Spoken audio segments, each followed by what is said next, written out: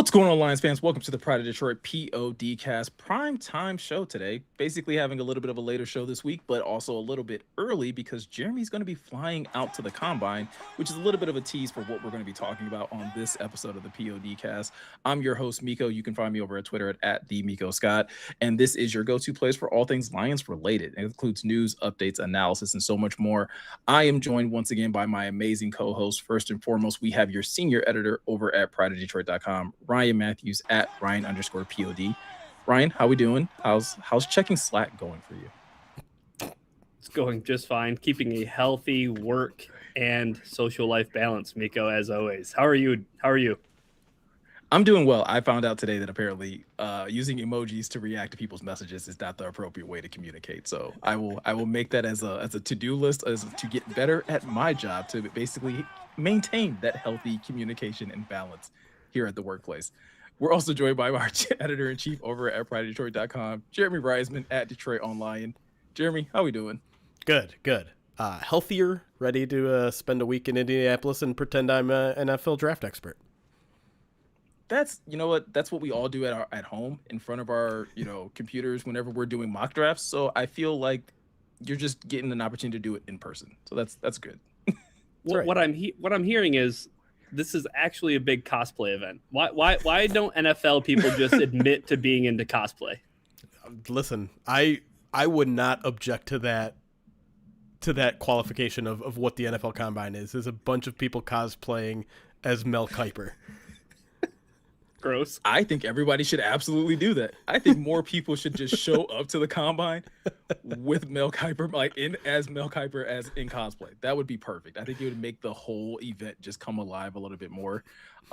Like we're talking about, we are going to talk about the NFL Combine, preview it a little bit, talk about some of the things we're expecting to hear from the coaches, because this will be the first time we get to hear from a number of them since the season ended, as well as in the second segment, we're also going to talk about just some of the players or some of the positions that we're going to be most focused on once the Combine kicks off. The first couple days are a lot of media days and a lot of medical stuff. It's not until later in the week that we finally get to see these guys on the field, but we're still going to preview that nonetheless. But before we get to any of that, guys, there is a bit of news that has happened with the Detroit Lions, and that being that the president of the Detroit Lions, Rod Wood, has recently retired from that position. Jeremy, I'm going to start with you. What was your initial reaction, and what do you think this kind of means for the Lions going forward? Yeah, we talked a little bit about the midweek mailbag, but I was pretty surprised. There weren't any indications that Rod Wood wasn't happy. He's not to a point in his age and his career where it would make a ton of sense for him to retire. So it was surprising, came out of nowhere. I don't know how much it's going to impact the Lions. I think a lot of the things it will impact are going to be kind of behind the scenes, but I don't want that to also, say anything about how he's done his job. I think he's done a pretty admirable job. There are some things I like about what he's done, some things that I don't, but I think the most interesting reaction that I had based on the press release was just the Lions saying, hey, this search is going to be worldwide. We're going to do a worldwide search for Rod Wood's replacement when prestige worldwide. I also feel like you're just going to promote Mike Disner, right? That's what that's what you're going to do. I don't care how far your search goes. I'm not sure there's anyone in the world more qualified than the guy who's basically been doing the job on the business side, the job on the football side, which is what required of the president and Disner. But I guess I understand I guess you have to put on the show, right? You have to go pretend like you're doing due diligence here. This is professional wrestling 101. How do you bill a guy as being a star? You say that you're going to do a worldwide search and he was already in our office. Who would have known? Look at the talent that we build here in Allen Park. We searched far and wide. We crossed every territory in the country, and Mike Disner's office is right around the corner, guys. It does feel like that's the layup move, though, Ryan. I mean, Disner has been starting to get a lot more attention across the NFL for a number of different positions that are similar to this one. So it feels like if the Lions don't want to run the risk of losing him, this feels like an easy promotion, right? Yeah, feels like a very easy promotion for a guy who's had interest from, I know the Cardinals in past offseason cycles. It certainly seems like a layup. So hopefully that's the move. He's a guy who has like a vast amount of knowledge when it comes to numbers and the football side of things. I think when you think about Rod Wood's tenure as president, it got off to such a rocky start because maybe he wasn't so well versed in the football side of things, right? It was Calvin Johnson. It was some less than cool jerseys. Like everybody had been waiting for a jersey redesign and then it happened and it's like, we can't see the numbers. But at the end of the day, like I think credit where credit's due, the Lions got the right jerseys. They made everything good with Calvin Johnson. I'm not saying that's all Rod Wood, but it definitely ended better than it started. So I think with Disner, though, you have a guy who has that football knowledge baked in. He has the business side of things baked in. It seems like a surefire thing, right, Jeremy? Yeah, I would think so. And it is interesting to think about what Rod Wood's legacy will be in the whatever it turns out to be. What 12 years, 11 years? I think it was 11 years as team president. Because like you said, yeah, very, very rocky start. I was probably very vocal about him on the podcast, on the website, my displeasure for him. And listen, he didn't do himself any favors early on when I think one of the first things out of his mouth was like, I'm not a football guy. Like I feel like he even used the words like, I'm not qualified to do some of the football stuff. And like, but he had Matthew Stafford on his fantasy football team. Right. That's right. And I mean, that level of self-awareness is important, right? Knowing not to, that's not his strength. Unfortunately, he very early on got involved in a lot of football decisions that he probably shouldn't have gotten involved with. But as you know, Ty wrote a really good piece for Pride of Detroit Direct this week talking about just kind of the growth that he had, because you know, he obviously was part of the decision making that brought in Bob Quinn and brought in Matt Patricia.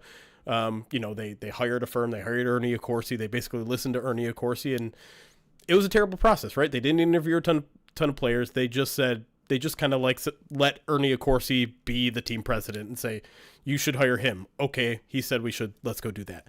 They learn from it. Wood brings in Chris Spielman, and like they have a real talk, a real decision, a real get together of like what this team's identity is and what they want out of leadership, and become the Detroit Lions, not Patriots West or whatever. Like learn from that mistake, learn from the Calvin Johnson mistake, learn from the jersey mistakes. I still have some issues with the new uniforms, but like he also improved the team facility. You know, now they're in the top half of the RIP NFLPA report card stuff. You know, the Ford Field looks a lot better. And the Detroit Lions are a brand. Like ultimately that was his job, to make the Detroit Lions a brand, to make them affordable, to make them a team that people want to watch on TV. And the Lions pull in almost as good of ratings as the Dallas Cowboys these days. And so from a business aspect, I don't think there's any doubt that what Rod Wood has done here in Detroit has been a success over the past 11 years. I love the fact that you guys are able to highlight a lot of those different things, like both his highlights and some of his lowlights, because I think for me, and maybe for a number of fans, like when it comes down to a position like team president, I don't know how much we generally focus on it until like moments like this. Because I'll be completely honest with you. I'm with you, Jeremy. The decision to retire caught me off guard. I was equally caught off guard that when you were like, hey, he's been doing this job for 12 years. And I'm like, wait, has it really been like he's been doing this job for that long? Yeah. And for me, like, I guess that kind of puts things in a good column for me when it comes to Rod Wood, that I probably will remember more of like the good things that he was a part of these last few years than I necessarily will those first couple of years that he was here, just because like nothing went right. And I don't think like in the grand scheme of things, yes, he is likely culpable for a number of those things, but like there's not many things that I go back to during those Patricia Quinn years where I'm like, oh, this was absolutely Rod Wood's fault. Like there were a number of probably poor decisions, but it's not just him that's culpable for that. But Right. like you said, you start to look at some of the things that have recently happened in terms of the team becoming more of a brand. that is things that I'm like, hey, he was a part of this regime that we talk about when we talk about Sheila, when we talk about Dan, when we talk about Brad. We also lump Rod Wood into that conversation as well. It's like, hey, this is the brain trust that has helped the Lions get to where they are. So I think that's something that a lot of fans, while they may not really pay a lot of attention to the team president during the year, it's one thing when a guy like this retires, Ryan, like you look back and you're just like, hey, like he was a part of something really good, and he definitely helped get this team into a brighter day, essentially. Yeah, and I'm sure his job was exhaustive in some sense of the word, right? Like I'm sure it probably had its peaks and valleys. I'm sure it probably had its moments where it was super busy and maybe the moments where it wasn't so busy, but certainly standing from the sidelines, I think the thing that caught me the most off guard was his retirement, because it's like, what do you really do? Like, do you do a whole lot, like all the time? Like you've been doing this for so long. You started with like next to zero football knowledge, and now you're here. Like, why leave? Like, I don't know. It seems like a pretty cushiony gig. Like, I don't know. I don't know. Like, Jeremy, that's where I do think, like, to your point about Disner, like, I kind of see, like, especially like this most recent hiring cycle where I think Disner was up for the team president job for the Falcons. Yep. Like, if you are dead set on keeping him, and to your point, Ryan, if it's like Rod Wood's like, hey, like this has just been like a cushiony job, I've been enjoying it, but like, like I've kind of more so been holding this seat for somebody more qualified to come along. Maybe Mike Disner is that guy that you're just like, hey, bud, it's your time, it's your turn. I'm gonna tag you in. I'm gonna go enjoy playing golf. You know, Turks and Caicos, Barbados, all that stuff. I mean, it's an interesting, and you're not the first to kind of propose this, where it's just like, we don't want to lose Disner, so Rod Wood, go off to greener pastures. Yeah. I imagine we'll get a much clearer picture, if not this upcoming weekend at the NFL Combine, at the owners' meetings, because that's usually when we meet with Rod Wood. And he's still on staff, right? He said he's going to be on staff until they find his replacement. So the owners' meetings typically happen at the end of March, I believe. So if the Lions don't have a new team president by then, I think the expectation is that Rod Wood would still be at the owners' meetings, and we'll get some sort of clarification on why he's retiring, because there wasn't any sense of that in his public statement. It was just like, hey, I enjoyed my time. See you later. And it's just like, okay.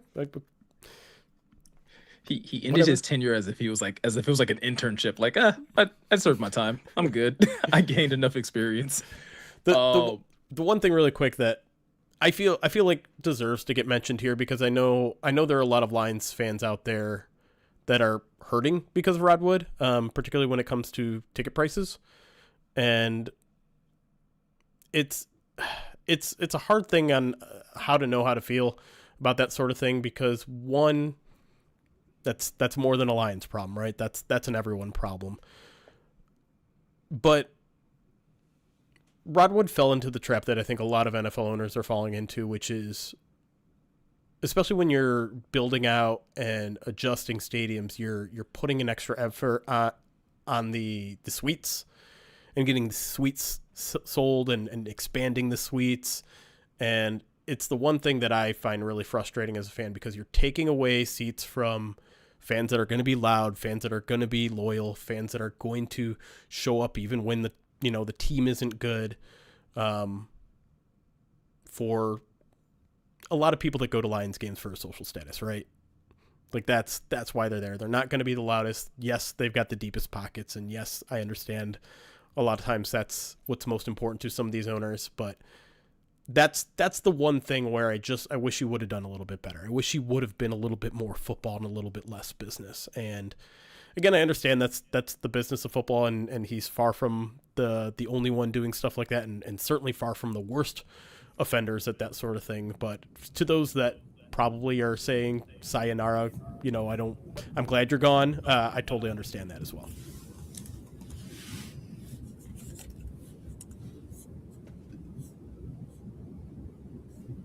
I don't hear you. Muted.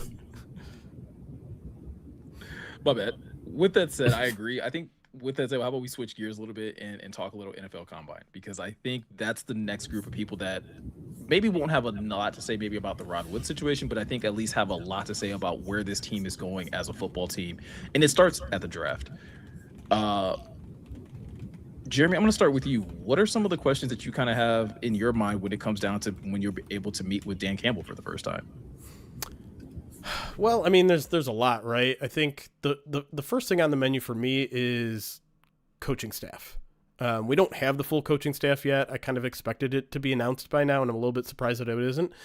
But, I want to hear his perspective on Drew Petzing. I want to hear his perspective on any other coaching changes that we might show up. We haven't really heard anything about Kafka or his role or anything like that. I'd like to know why he's there and how close he was to getting the offensive coordinator job. And then if there's no changes on the defensive staff, I'd like to know why, because the defense wasn't great. And so to me, that's the first thing. Like, let's take things one by one. The newest news is that you've changed or not changed too much in your coaching staff. So give me all the reasons why and all the reasons why you perhaps didn't make any changes.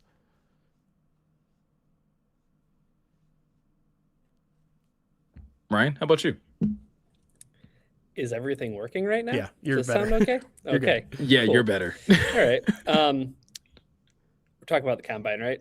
Yeah. Dan Campbell. Yeah. What do you want to hear from Dan Campbell? What do I hear? Well, a microphone that works would be helpful. I feel like I'm having a Woj moment right now. Dan Campbell, what I want to hear from him at the combine, I think, is more so focused on the integration. I think you were kind of touching on it with Kafka and with Petzing. Like, I want to know a little bit more about maybe the process itself.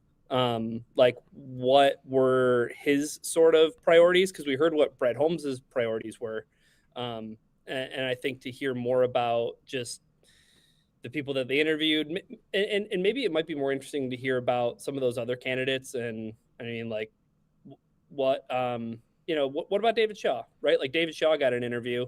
Maybe Mike to hear McDaniel. About, like, Mike McDaniel got an interview. I guess really just hearing about, like, what was the selling point on Petzing, like what made Petzing the guy for him ultimately, and then, like, how comfortable he feels with, like, just handing over play calling duties and everything. I mean, I assume that's what Petzing is going to be doing, but I don't think we know that for sure. But I mean, kind of just checking boxes, because there was kind of that will they, won't they dance that Dan did before Ben Johnson took over play calling, right? Where yes, it certainly wasn't known in April. It wasn't known in May or June. And, like, it felt like a training camp thing. And then eventually it was like, yeah, Ben Johnson's calling plays. Like, we can all assume that Petzing's going to be calling plays, but, like, also asking Dan, like, how comfortable do you feel with that? Like, maybe, hey, where was some of the disconnect that you felt like with, like, did you learn anything during the process of John Morton being here and having to take over play calling duties? Do you feel like you're more prepared for when things may be going astray, or have some more safeguards in place to know, like, things aren't going to get to the point where it's like, I have to take away play calling duties from another, offensive coordinator. Right. I think that may be the most interesting thing to hear from Dan Campbell about this offseason. Yeah, I think for me, and he probably won't give a direct answer to this, but I would love a status update on, like, where he feels like he is with some of his players that were contemplating retirement, right? Like, how confident does he feel about Taylor Decker possibly coming back? How confident does he feel about Graham Glasgow being back? And just what type of approach he and the rest of his staff is kind of going into this draft process with, because again, you have two guys that play very pivotal roles for you that are justifiably, like, contemplating retirement. And like, both he and Brad, I think, have admitted, like, hey, we've learned something from the Frank Ragnow situation. So, like, how does that impact you going into free agency and then eventually the draft? And does that change strategy at all? I'm sure the answer is probably going to be no, right? That they're going to still continue to try to get the best football players available. But yep. I do think this is one of those few times in his tenure where it's like, yeah, but you also have, like, these are glaring holes. Like, it's a glaring hole at center. It's a glaring hole potentially at left tackle or right tackle, depending on what you want to do with Panay. And so, like, those are some of the things that I would also love to kind of get an update on, and just in terms of, like, how is he navigating those conversations with his players as well as with the staff as a whole? I feel like there's at least a handful of players that we don't know what their status is for 2026 that we need answers to. And I think you nailed the first two, obviously, right? With the retirement potential of Glasgow. And and Decker, but also where's Kirby Joseph? Also, where's Brian Branch? Also, what about Tate Ratledge? Have you given him any sort of direction into how he should be training right now? Should he be training at guard? Should he be training at center? Are you willing and able to balance this offseason with the possibility of both? Can you go into the draft saying, hey, we need interior offensive linemen. We don't care if it's guard or center because we'll respond accordingly. Is that how you want to approach something as pivotal as the center position? Or do you want to go into free agency in the draft knowing, hey, we know Tate Ratledge is going to play right guard or center for us, so we have to approach everything else, accordingly. It would seem to me that would make the most sense, but I guess at some point you have to also be flexible in everything you do in the offseason. Yeah, absolutely. Ryan, does that feel more like a Dan Campbell question, or should that be more of like maybe a Brad Holmes question when it comes down to like player retirement and guys that like you kind of just need like a status update on like where they are, whether it's health wise or just in terms of like, hey, are they even going to be on the roster next season? I think you get better answers out of Dan Campbell than you do Brad Holmes when it comes to stuff like this. Yeah. I don't know if that's hot takey, but I definitely feel like the stuff that you get from Dan Campbell on the spot there about players, I think you get more. And Dan's gotten better at holding the cards closer to his chest, but Brad gives a lot of non-answers, which is okay. Right. His job isn't to feed us information. And in fact, in a lot of ways, his job is to not feed us information and not tip his hand. I think you're definitely right. I think it's a question you can ask them both. Obviously, if you're talking injuries like with Kirby and Branch, those are more Dan Campbell questions. But yeah, if you're talking about more big view, how the offseason is going to play out, how you're planning for the offseason, I think that's something you can ask both. But if you're looking for getting an actual answer, every question towards Dan Campbell has a much better chance of being answered than ones towards Brad. Well, and I asked that question because like I don't know what questions to like going into the combine that are worth asking Brad that's not going to get you, like, to Brian's point, a non-answer, right? Like I don't think anyone's going to necessarily, I mean, someone probably will, but not many people are going to grill him on the past success of these draft classes. And if you start asking him about his draft process, like, I already feel like I'm prepared, Jeremy, that he's going to basically say like, no, we're going to approach the draft the same way we always do. Yeah. I mean, he is. He's going to say, listen, we're just looking for football players. We're just looking for guys who love football. We're not tying ourselves to any position and blah, blah, blah, blah, blah. But I mean, here's the thing. Like, even though you're at the NFL Combine, you can ask other questions first, right? You can ask things that might have a more direct answer. Where are things in terms of extension talk with your 2023 draft picks? What are you doing with, first or fifth year options? One that I kind of want answered, and I don't know if it's even worth it when we have only 15 minutes with Brad Holmes, but why is Jake Bates the only ERFA who's not signed right now? Are you like considering a full extension with him, or are you just going to throw him the ERFA tender? Maybe that's an important question. Maybe I'm overreacting to the fact that he hasn't signed it and he's just going to sign the ERFA tender. But, the last thing I want to do spending my time with Brad is kind of rehashing past draft picks. I'd rather just hear about what's the plan going forward. What are you going to do in free agency? How much restructuring do you think is appropriate? I think is maybe something. Do I expect an answer out of? No, but just asking him straight up, like we know, we see the books, like you have to do some restructuring. How do you plan on attacking that in a way that isn't going to necessarily take away so much from your future, but allow you to be aggressive enough to fill all your needs before you even get to the draft so that you don't have to draft for need? I think that's a really good question that I think I would love a semi answer to, Ryan. Like, I don't think we're going to get to Jeremy's point. I don't think we're going to get a straight up answer on like how he plans on doing it, but like, where does that even land in the list of priorities in the off season right now? What do you think, Jeremy? I mean, I think when it comes to restructuring, that has to be number one on the priority list. Like you have to figure it out. You have to, first of all, you have to get under the cap by March 11th or whatever it is. And then after that, you can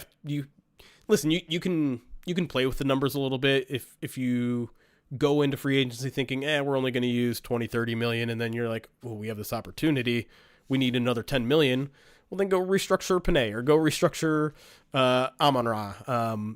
There is a way that you can play it by ear, but it would be really nice if Brad would just be like, yeah, we think we need like a bank of 40 million.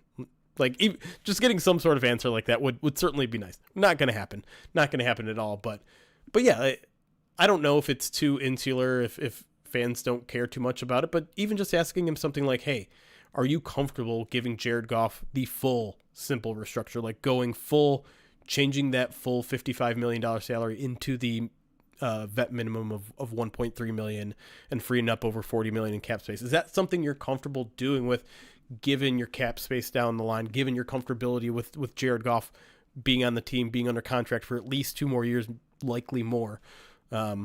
Would be a really interesting, because we don't really hear Brad Holmes talk cap very often. The only time he talks cap is when he's like making that analogy last year about, well, we can't save that vacation money anymore. Yeah, it's one of the things that, like I said, I think it's a very interesting to talk to him about, simply because restructures are a natural part of the NFL. Like, everyone has to do it at some point in time, especially once you get to a point where you're paying like 1 or 2 players, a significant part of their contract that is taking up your cap. But at the same time, we've also seen that like hamstring franchises down the road. So like it's the first time that Brad is actually going to have to do this. And I am very curious. I'm like, what is the strategy in doing that? And how do you weigh pushing money, like adding voided years and doing all these different things without putting yourself in a really bad place 4 or 5 years down the road, to where you can still be competitive and you're not, getting to a point where you're the New Orleans Saints essentially, and you're just going to be like, hey, we're going to suck for like 3 years because we just don't have the cap space. Yeah, it just represents another step in his job, right? It's not the same every year. I feel like people think general managers, you're just a general manager, but things change and you have to adjust your strategy and you have to learn new strategies. You have to balance a budget in different ways, be aggressive in maybe unique ways where you're not maybe spending as much cap money. We've talked about it a couple times this offseason, where maybe this is an offseason where Brad gets a little bit more aggressive in the trade market in free agency instead of signing these big, massive Tyler Linderbaum types of deal. Maybe you can find a center on the trade market instead. Maybe you can find a starting linebacker to fill in Anzalone on the trade market instead. His job gets very different year to year, very, I would say, a lot more difficult as, the needle becomes a little bit harder to thread when it comes to cap space, when it comes to worse draft capital, all those sort of things. And so it'll be interesting. I mean, even that could be a very interesting question for him, is just like, do you feel like your job is now harder? Do you feel like everything you need to do, like the margin for error continues to shrink for your job because of cap space, because of draft capital? I'd like to hear his perspective on that. Does he think it's harder, or does he think it's always been a challenge? It's just different challenges. That's probably what he would say. For sure. Brian, any specific question that you have on top of mind for Brad Holmes? He's going through some mic issues right now. I think we're trying to fix them, and we're going to try to fix them during the break. Awesome. With that said, then, Jeremy, I know that you've already had the pleasure of talking to Drew Petzing and getting a number of questions off your chest, but between him and Kelvin Shepherd, who are you most looking forward to speaking to? And if it isn't Drew Petzing, what other questions do you probably still have lingering that you just never got to talk to Petzing about? Well, first off, I'm looking forward to dapping up Drew Petzing, like in front of everybody, and just be like, hey, what's up, man? What's up, big dog? Are you gonna ask him if the check cleared? We gotta make sure that that's right. Yeah, that's question number one is did the check clear? No, I mean, obviously, I'm a little bit more excited to talk to Shep at this point, considering we got a half an hour with Petzing a couple weeks ago. And honestly, I'd like his honest assessment of how last year went, because it felt like in the moment, it felt like Shep was a little defensive over their defense, no pun intended. Like, it felt like any sort of criticism you throw at the defense, he'd be like, no, actually, we're doing great. Like, you're you're looking at these one plays. It's throwing off all the numbers, blah, blah, blah. Like, I'd like a little bit more honest now that he's had time to self-scout, now that he's time to kind of figure out what happened, what was going right, what wasn't going right, what he learned from his first season, right? I think that's a key question because, listen, no one expected him to be a natural and first-time best defensive coordinator in the league. You're always going to have to adjust. You're always going to have to grow. And so where has he seen the most growth, I think, is something I'd like to know. And then, you could get into specifics, too, about how he feels the linebacking core could be without Alex Anzalone. Probably not a question he's going to answer, but, how big a jumps are you expecting from guys like Tyleik Williams? I'd like to hear his perspective on Al-Qadim Muhammad, because to me, that's one of the trickier decisions they're going to have to make in free agency. Yeah. Not again, like, he's not going to be able to give us an answer of what they're going to do. And he's like, I'm sure he'll give some sort of like, that's not my decision to make. But what I'd like to know what his value of Al-Qadim's year is, because it's easy to get enamored by the 11 sacks, right? But he still wasn't ever like a 3-down player for this defense. So is he worth starter 11 sack numbers, or is he more of a rotational guy? We can figure something else out and put someone else in there and get similar production type of guy. Yeah, I think in that same vein, I would like to know what his plan or view of like Levi Onwuzurike and Josh Paschal, like two guys that didn't contribute, and I think a lot of people were at least expecting them to have some role last season. You get another chance of having them this year. Where does he kind of view those two players coming into a year where they both were dealing with injuries and are now kind of hopefully going into camp a lot healthier? What type of expectation does he have for those two guys, and does he already have roles in mind for them? Because again, that's a group that is in desperate need of help, right? Like a lot of they're about to have a lot of turnover in terms of more than likely either just choosing not to re-sign guys or trying to bring in just new blood into that defensive line group altogether. But you do have two guys that, at least one for sure, that played a pretty big role for you 2 years ago. Another that has at least been viewed as like a usable player and can kind of fill a couple of different roles for you. So for me, it would definitely be like a question about that defensive line, but also the defensive back group as well. Like we talked about, maybe not necessarily getting like a health update on those guys, but like, how do you kind of bounce back in a second year when you did have to deal with so many injuries in your secondary at like key starter spots? And how do you kind of reload? And does he feel like they need to reload, or is it just, do you go into the next season with a lot of confidence that like, hey, guys are going to be healthier and we're going to kind of pick up where we left off? Yeah, no doubt. And then offensively, I mean, there were definitely some spots that we didn't get to with Petzing. So, I think one of the players that I'm more intrigued about his point of view on is Isaac Tislau, right? Because again, with so many people obsessed with the 12 and 13 personnel stuff, well, if you got 3 tight ends out there, you don't have 3 wide receivers out there, right? Even if you have 2 tight ends, you're not going to have 3 wide receivers out there. So is there maybe a less urgency to go to 12 and 13 personnel when you have someone like Isaac Tislau? Where does he fit in this team's plans? Is he going to be a 50% snap guy or a 70% snap guy? Obviously, he's not going to have all the answers there, but just a general overview of what he thinks about the skill set that Isaac Tislau can bring and how he can use him would be interesting. Like if he goes out and says like, listen, I watched the tape, I watched how he grew in 2025 and he became a much more well-rounded player. I think we can use him pretty much everywhere on the field. Or is he going to be like, listen, I think he's very advanced when it comes to some of the sideline stuff, some of the red zone stuff, and that's where we're going to start and build out from there.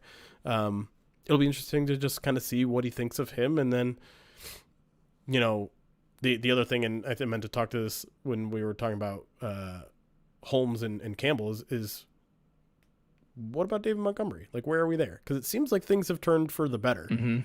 Are we good now? Can we stop like speculating at this point, or where are we at? Because I would love someone to just tell me so that I don't have to think about it anymore.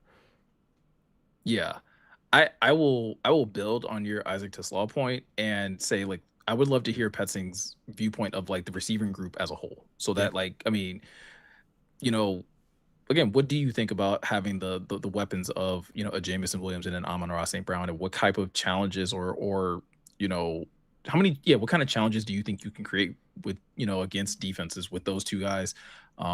What is he most excited about when it comes to Sam Laporta as well? Like Yep. what are you had a lot of success in Arizona with Trey McBride. There's a number of people here in Detroit that feel like Sam's, if not in that same group of Trey McBride, like is very, very close to being in that same tier of player. So it would be very interesting to see and kind of hear like, hey, what is Petzing's view of the passing game beyond just Jared Goff, but like the actual pass catching weapons. But I also agree with you with the whole David Montgomery thing. Like it would be nice to hear probably from Brad more than anybody, like, hey, Yes. where do things Yep. stand with David Montgomery? Because the way the season ended, it didn't feel like it was trending towards him staying in Detroit. And lately, like per things that he has said versus and just like the way that he's kind of been operating this offseason, it looks like he's still very much in the thick of like plans on being here, and seems like he's been at least reassured that he's probably a core piece of this offense going forward. No doubt. Speaking of core pieces, that's kind of where Righteous Felon Craft Jerky fits in, right? Because like they're a core piece of what we do over here. We try to make sure that we're providing good information, good knowledge, and Righteous Felon Craft Jerky is out here providing good quality protein snacks that everybody can enjoy, no matter the occasion, no matter where you are. The Pride of Detroit POD cast is brought to you by Righteous Felon Craft Jerky. It's the jerky that fuels the Pride of Detroit POD cast. Each 2-ounce bag of jerky has 16 to 20 grams of protein, and each stick has 8 grams. Trust me, if it's good enough for the Lions, it's going to be good enough for you too. Righteous Felon is based in Westchester, Pennsylvania. They use locally sourced, all natural Black Angus beef and prides itself on superior quality, revolutionary branding, and unique flavors that go beyond the stereotypical jerky offering. I have been enjoying the fact that I have still a cupboard full of Righteous Felon Craft Jerky because my girls start competition next week, which means that my Friday through Sundays are taken up, and I'm not going to have a lot of opportunities to like run out and get food or run out and get snacks. So I'm pretty much going to be loading up my backpack, Jeremy, with Marilyn Monroe, with Truffalo Bill. I think I still have some Soul Survivor left, as well as many turkey or as many Paul Capone meat sticks as I possibly can. Like I'm going to make sure that I'm not going to be missing out on having a high quality snack while I'm at these events. And if you honestly go over to Righteous Felon Craft Jerky, you can make sure you're prepared for every occasion, just like me. Like no matter where you are, if you're at work, if you're on the go, if you got to take a vacation, don't spend money on the snacks at the airport. That's a ton of money. Right. Head over to Righteous Felon Craft Jerky. Use the promo code POD15 at checkout and get 15% off your order. Again, that's promo code POD15 at righteousfelon.com. When we come back, we are going to be previewing the different position groups and the different players at the NFL Combine. We're going to talk about some of the guys that we're going to be most focused on, and we're even going to read a couple more of your reviews that you guys have been leaving over there on Apple Podcasts or Spotify, wherever the case may be. And hopefully when we come back, you guys are going to be able to hear from Ryan. Me and Jeremy might just mute our mics completely and let Ryan do the entire second segment by himself. We're going to talk about that and a whole lot more right after this.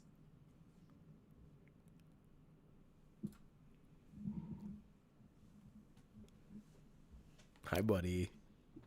I'll send you a thumbs up, Miko, so you can see my DMs next time.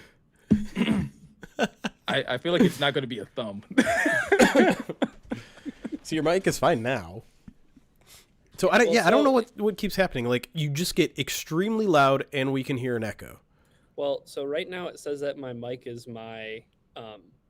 It's very quiet. Okay, it's quiet. Yep. Mm-hmm. So I don't know like where the echo comes in because it doesn't change the source. Like I can't change the source of my microphone while we're recording. Yeah. So that's why I was like, well, I don't want to like unmute it, and then all of a sudden like I'm super loud and there's an echo and stuff. Yeah, it seemed like there was only an echo when you unmuted and we were talking. But that usually only happens if it's somehow picking up like the audio from like your headphones, I feel like. Right. Yeah. I don't feel like, So, like- I mean like if you guys talk right now, like I have my mic Yeah. like the same way that I've had it. Yeah, and it's fine now. So Yeah, I don't know if it's echoing just now. I don't No. think so. Yeah. No. So like I don't don't know. I didn't like unplug my headphones or anything though, so that's why it's weird. Like I checked like the speaker settings, and the speaker's still set on like default external headphone. So I don't know. I don't know if maybe this converter brick just got hot or something, but it's really quiet though right now. Well, I mean, it sounds fun just to got me. loud. It just got loud when you got I louder. kind of talked a little bit louder, right? But Yeah. I don't know. Do you want me to back out and come back in, or does that mess things up? This I mean, is how you the can try meat it. is made. Okay, let me try.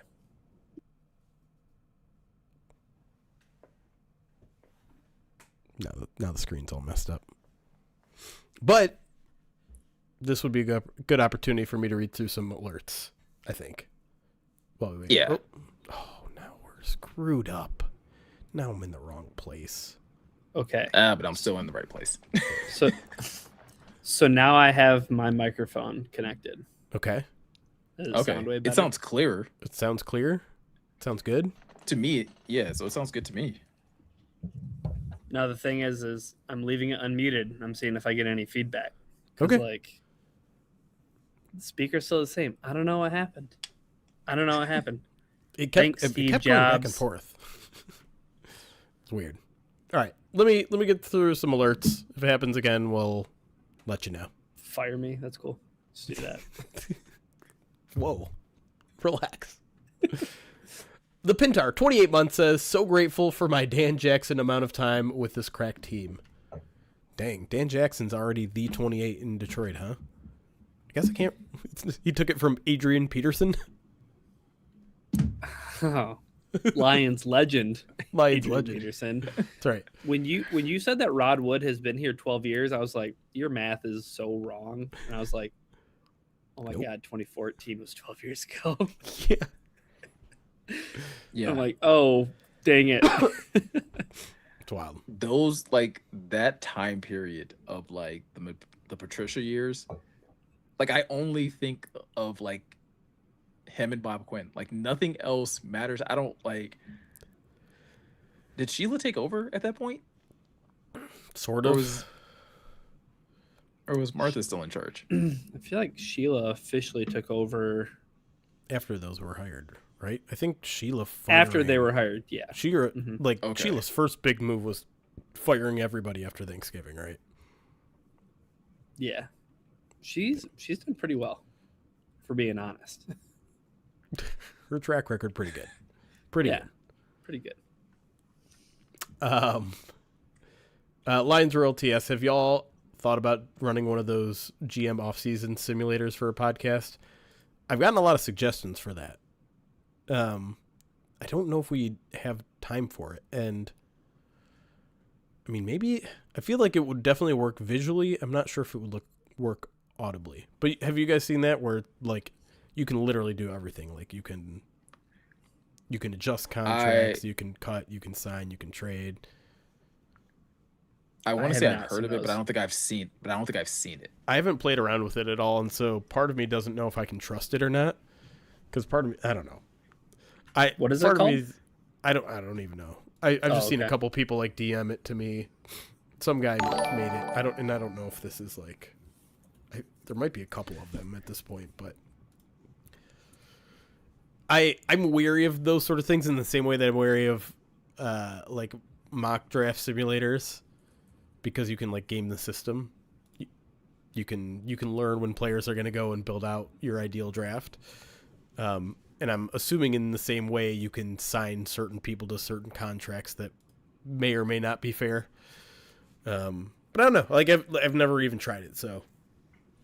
I was gonna say, I mean, strictly from like a content perspective, I could see it be very interesting and very cool to do just off of the simple fact of like, I mean, there's obviously like there's two ways that you can do that in the same way that there's like a couple different ways you can do mock drafts, but like what we would do in this situation of how we would build the team to be set up for it to be contenders in 2026, and then there's what we think is more likely for what we know about the Lions track based off the Lions track record.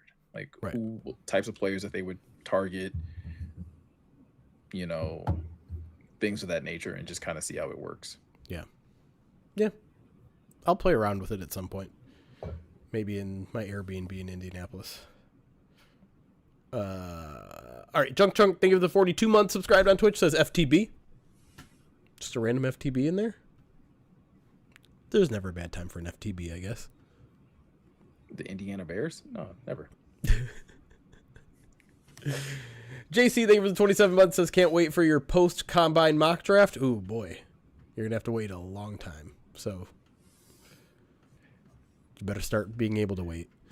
McVeigh Rob, 35 months subscribed on Twitch. Chaos Cam, 20 months subscribed on Twitch. Scartown, thank you for the follow on Twitch. Jed and Savannah, 19 months on Twitch. DC Smithers, a £5 super chat, says no matter what happens in the draft and free agency, Jeremy's season prediction will be 11-6. Is that like my B- grade, Ryan? That's the B- of season predictions.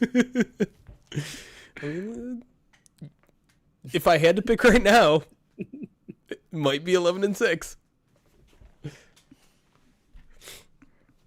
I feel like I'm forever team whatever it takes to get into the playoffs now. Right. Like I just At this wholly and point, truly yes. believe in that. Like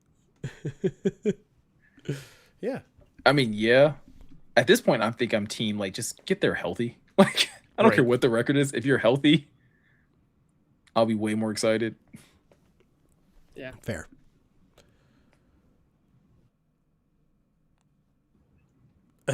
Jeremy, Miko, and Ryan, appreciate you. Watched you guys the other day when you stopped recording your conversation. We're literally making cry laughing. What was that conversation about? I'm curious what that was about, Sandwich Maker. Nick the Greek 100 bits says the bald cap has been mentioned during at least 3 POD casts, and I still don't have my Movember reward. Jeremy recreating the Brandon Gowden cameo video word for word. All this simping is just not paying off. Listen, if you've been following us long enough for Movember, you know that it takes us a good at least 12 months to pay off some of these things. All the prizes that I literally send through the mail, those usually get sent off pretty quickly. I know I'm still working on the sweatshirts, the hoodies. That'll happen in hopefully in the next month or two. But some of the other ones, we take a little and cashing them in. We all still have to do our 100 nuggies. Yeah, I'm not looking 5 miles, 100 up downs. Yeah. I'm trying to figure out when I want my legs to stop working. And like, you know what? I'll do it the week before like my girls go to nationals. Cause like basically I won't really need to do much after that. Yeah. I have to plan mine for where I am not doing anything for the next 24 hours. Like I can't be like useful for 24 hours. Fair enough. All right. I'm through alerts. About 900 people in the chat have wanted us to at least mention USA Hockey. Oh, I'll go ahead and mute you guys. Miko How about said, that hockey? Happy Black History Month, huh? How about that hockey? I mean, listen, I found out that I very much enjoy watching international Olympic hockey at 8 in the morning. That's apparently something that I really enjoy. It's one of the things that has like endeared me to tennis. Like I love waking up in the summer and I can just watch tennis. Watch the Australian Open finals at 6 in the morning. Wimbledon, Yeah. You know what? Just like everywhere Yeah. that isn't here, basically. It's just I mean, especially like the first couple years of Teddy's life, it was like he'd be getting up that early in the morning, or I'd be awake in the middle of the night, and it's like, oh, there's tennis on. Yeah. Okay, I'll watch this. This is all we got. So, yeah, more sports like in the morning. I'm into More sports in the morning times. Honestly, I love loved it. Honestly, when I was living in LA, loved it. Loved that the NFL started at 10 a.m. Didn't love that international games started at 6 a.m. But yes. So they're having this debate. What do you guys think is the best time zone for sports? Do you think it's the West Coast time zone? It might be Mountain. Mountain is a sneaky one. Yeah. But I Yeah, probably. the thing when it really, I mean, the primetime games is when it's nice being on the West Coast. When Monday Night Football ends at like 8:30, and you're like, what?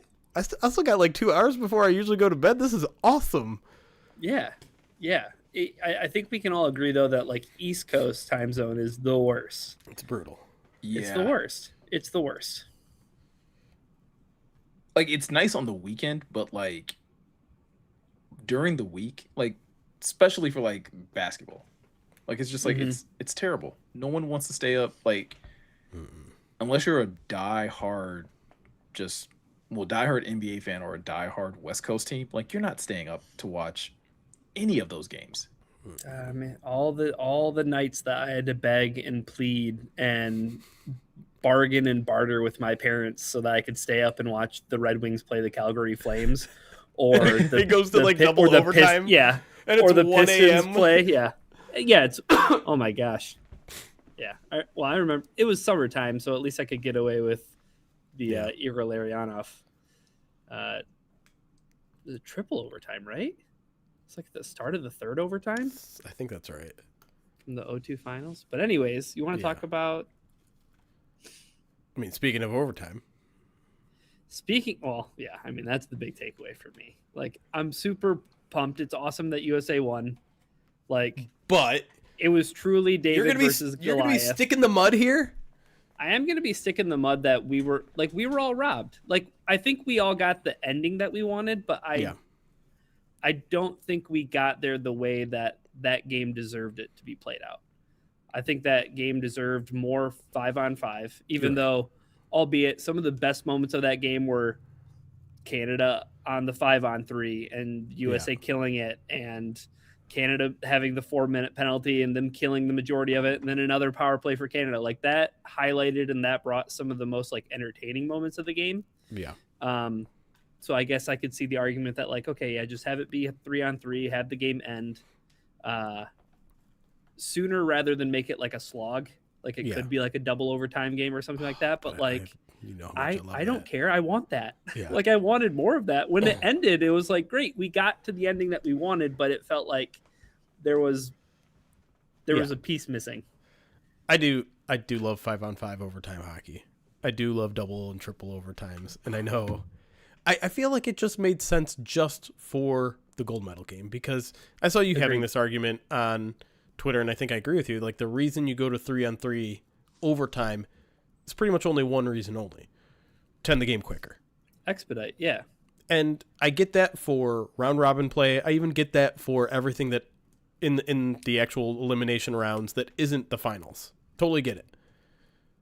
But it's a gold medal game. Like, go out there and find out who the actual better team is, because you have a better chance at finding that out with 5-on-5 overtime. You play 3-on-3. Yes, it's exciting. Yes, it's just a bunch of odd man rushes. Yes, you're going to get it. Like, if the teams are good enough, 3-on-3 isn't going to last more than 5 minutes. Yeah. It just isn't. Right. But if your goal is to find out who the winner, it feels like 3-on-3 hockey is a coin flip. It's just who gets the better odd man rush and who finishes on their odd man rush first. And I think the argument is like, okay, hey, that game of football was awesome. We're going to go to 7-on-7 in overtime. We're really going to open this thing up. Careful, because 10 years from now, I wouldn't be surprised. Is that going to be the bargaining chip for the 18th game? It's like, okay, we'll give you the 18th game, but like, we're going to cut down on these overtimes. But yeah, that's just my, like, the 2 points of my argument are that, and then the other piece is just like, at no other point in this tournament were teams playing 3-on-3 where it wasn't overtime. Yeah, you know what I mean. It's so just it's not a natural part of the situation. Game. Yeah, it's pond hockey essentially. Yeah. So like, if I'm Nathan McKinnon, like, yeah, I have sour grapes. Did you see him getting the stuffed animal? No. It might be the best. It might is be there the a best story video on behind the the stuffed animal? What's the stuffed animal? Like, why was everyone getting a stuffed animal? I don't know, but his face, his eye roll, like him accepting it and being like, what the hell is this thing? Like, why am I holding this? Like, I just won a silver medal. I just missed a wide open net. It's like, very funny. Oh boy. Like, it was tough. I'll try to find it, but I mean, I saw the quote. He's like, I think if you watch a game, you know who the better team was. And it's like, you can't say that if you missed a wide open goal in the third period. Like, yeah, I agree with him, but also it comes off as sour grapes because you lost and you had every opportunity to win that game as well. I went back and forth on him, but like part of me, I wanted to join everyone in like quote tweeting and slamming him, but I'm like, also, okay. You watched that game. I watched that game, and also let me put my feet in his shoes for a second. He just brutally lost a gold medal game in which he is at least partially to blame. He's probably crushed. He's probably saying things he shouldn't be saying, and that's okay. That's understandable because he is going through a lot emotionally in that moment. Oh yeah. This idea that like everyone has to say the exact right things in one of the worst moments in their professional career, it's kind of silly, right? Like we can allow people to say something stupid every now and then. Oh yeah. I think so, especially in those moments. Nick, what do you want me to change my background to? I shared the images, and then I think that's the video. I don't know. If that's great. video. Like they're particularly litigious. Oh gosh, videos. So I'm not gonna. No. Yeah. So who is this? I'll put Who's it in the chat. woman, the Canadian woman. Do we have a name for her? So I'm not just putting a. Daryl Watts. Yeah. Okay. Oh, does that tweet have both of them? It does have both of them, yeah. Okay, it's only embedding one. Yeah.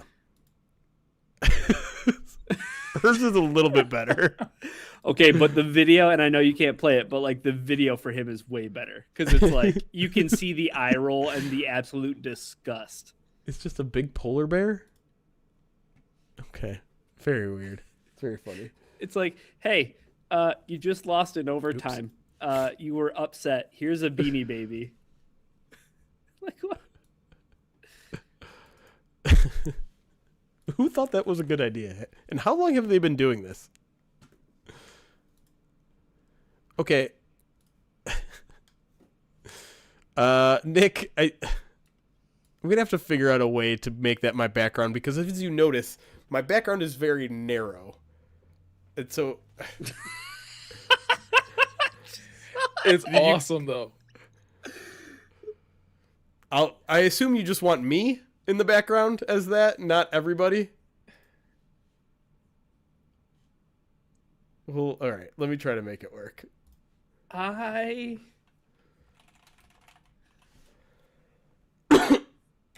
gotta tell you. Okay, so first of all, looks like 3 people who showed up to a Lex Luthor cosplay. All right, I got to go full cam for a second here to try to make this work. I think Jeremy's winning though. Yeah, I mean, you think it looks Eric good? looks the best.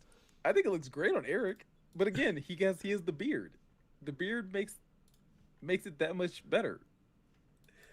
Petzing looks impressed with both of them. That's the thing I like the He most does, about though. it is I think that the screenshot makes it look like Petzing's impressed with both of their bald heads. All right, Jeremy looks like he got the better shave. Like whoever shaved Jeremy's head gave him like 5-star treatment. There. I got that. We'll make that work.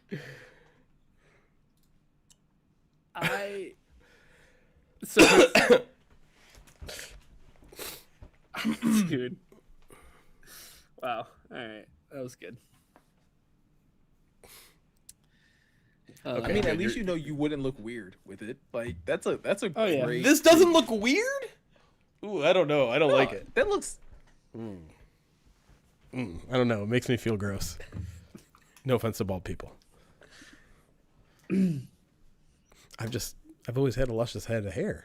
It's scary. It just looks like you're plotting on Metropolis. Like that's just like Superman really pisses you off. I'm not gonna lie, I Cooler. got Megamind vibes at first, but like That's what I'm worried. Like, my head feels huge. Clip it, chat. I'm refunding That guy does the cowboy one hat. fencing interview. just because I don't want to wear the cowboy hat, and I'm not entirely sure where it is. It's probably somewhere right around me, but I'm not putting on the cowboy hat dude, today. the cowboy hat would look amazing with the bald head. With the ball, The mini You wouldn't the even mini need it. cowboy hat would look even better. the mini. Uh, I like how Cram- I got a DM from Nick the Greek too. I was like, Jeremy, he was really trying to get that background to you. I saw it. Yeah, he was just he needed it. Hope he wants to make me wear the mozzarella stick shirt. I do see it up there. I'll get that in a second. Let me read through the rest of the alerts here. Cram, thank you for the 78 months. Says Levi owns Enrique. Number of months? Is he 78 now? I feel like did he change to 91? I don't. It's been so long since we've seen him on the field. I don't even know what his number is anymore. Well, that was my question when they were like, "Hey, he's still on the team." Like, so who gets 91? Oh, that's right. He did change to 91, and then they gave it to Tyleek? Who's 91 now? They gave it to Tyleek. Okay, yeah. They gave it to Tyleek. Yeah. I forgot about that. Nick the Riggs 100 bits says, if I spend $200 on a human hair toupee for Mika, will he even wear it? No. I'm What? so good being bald. I'm so good. If it was a channel point redemption, you wouldn't put on a human hair toupee occasionally? Nah.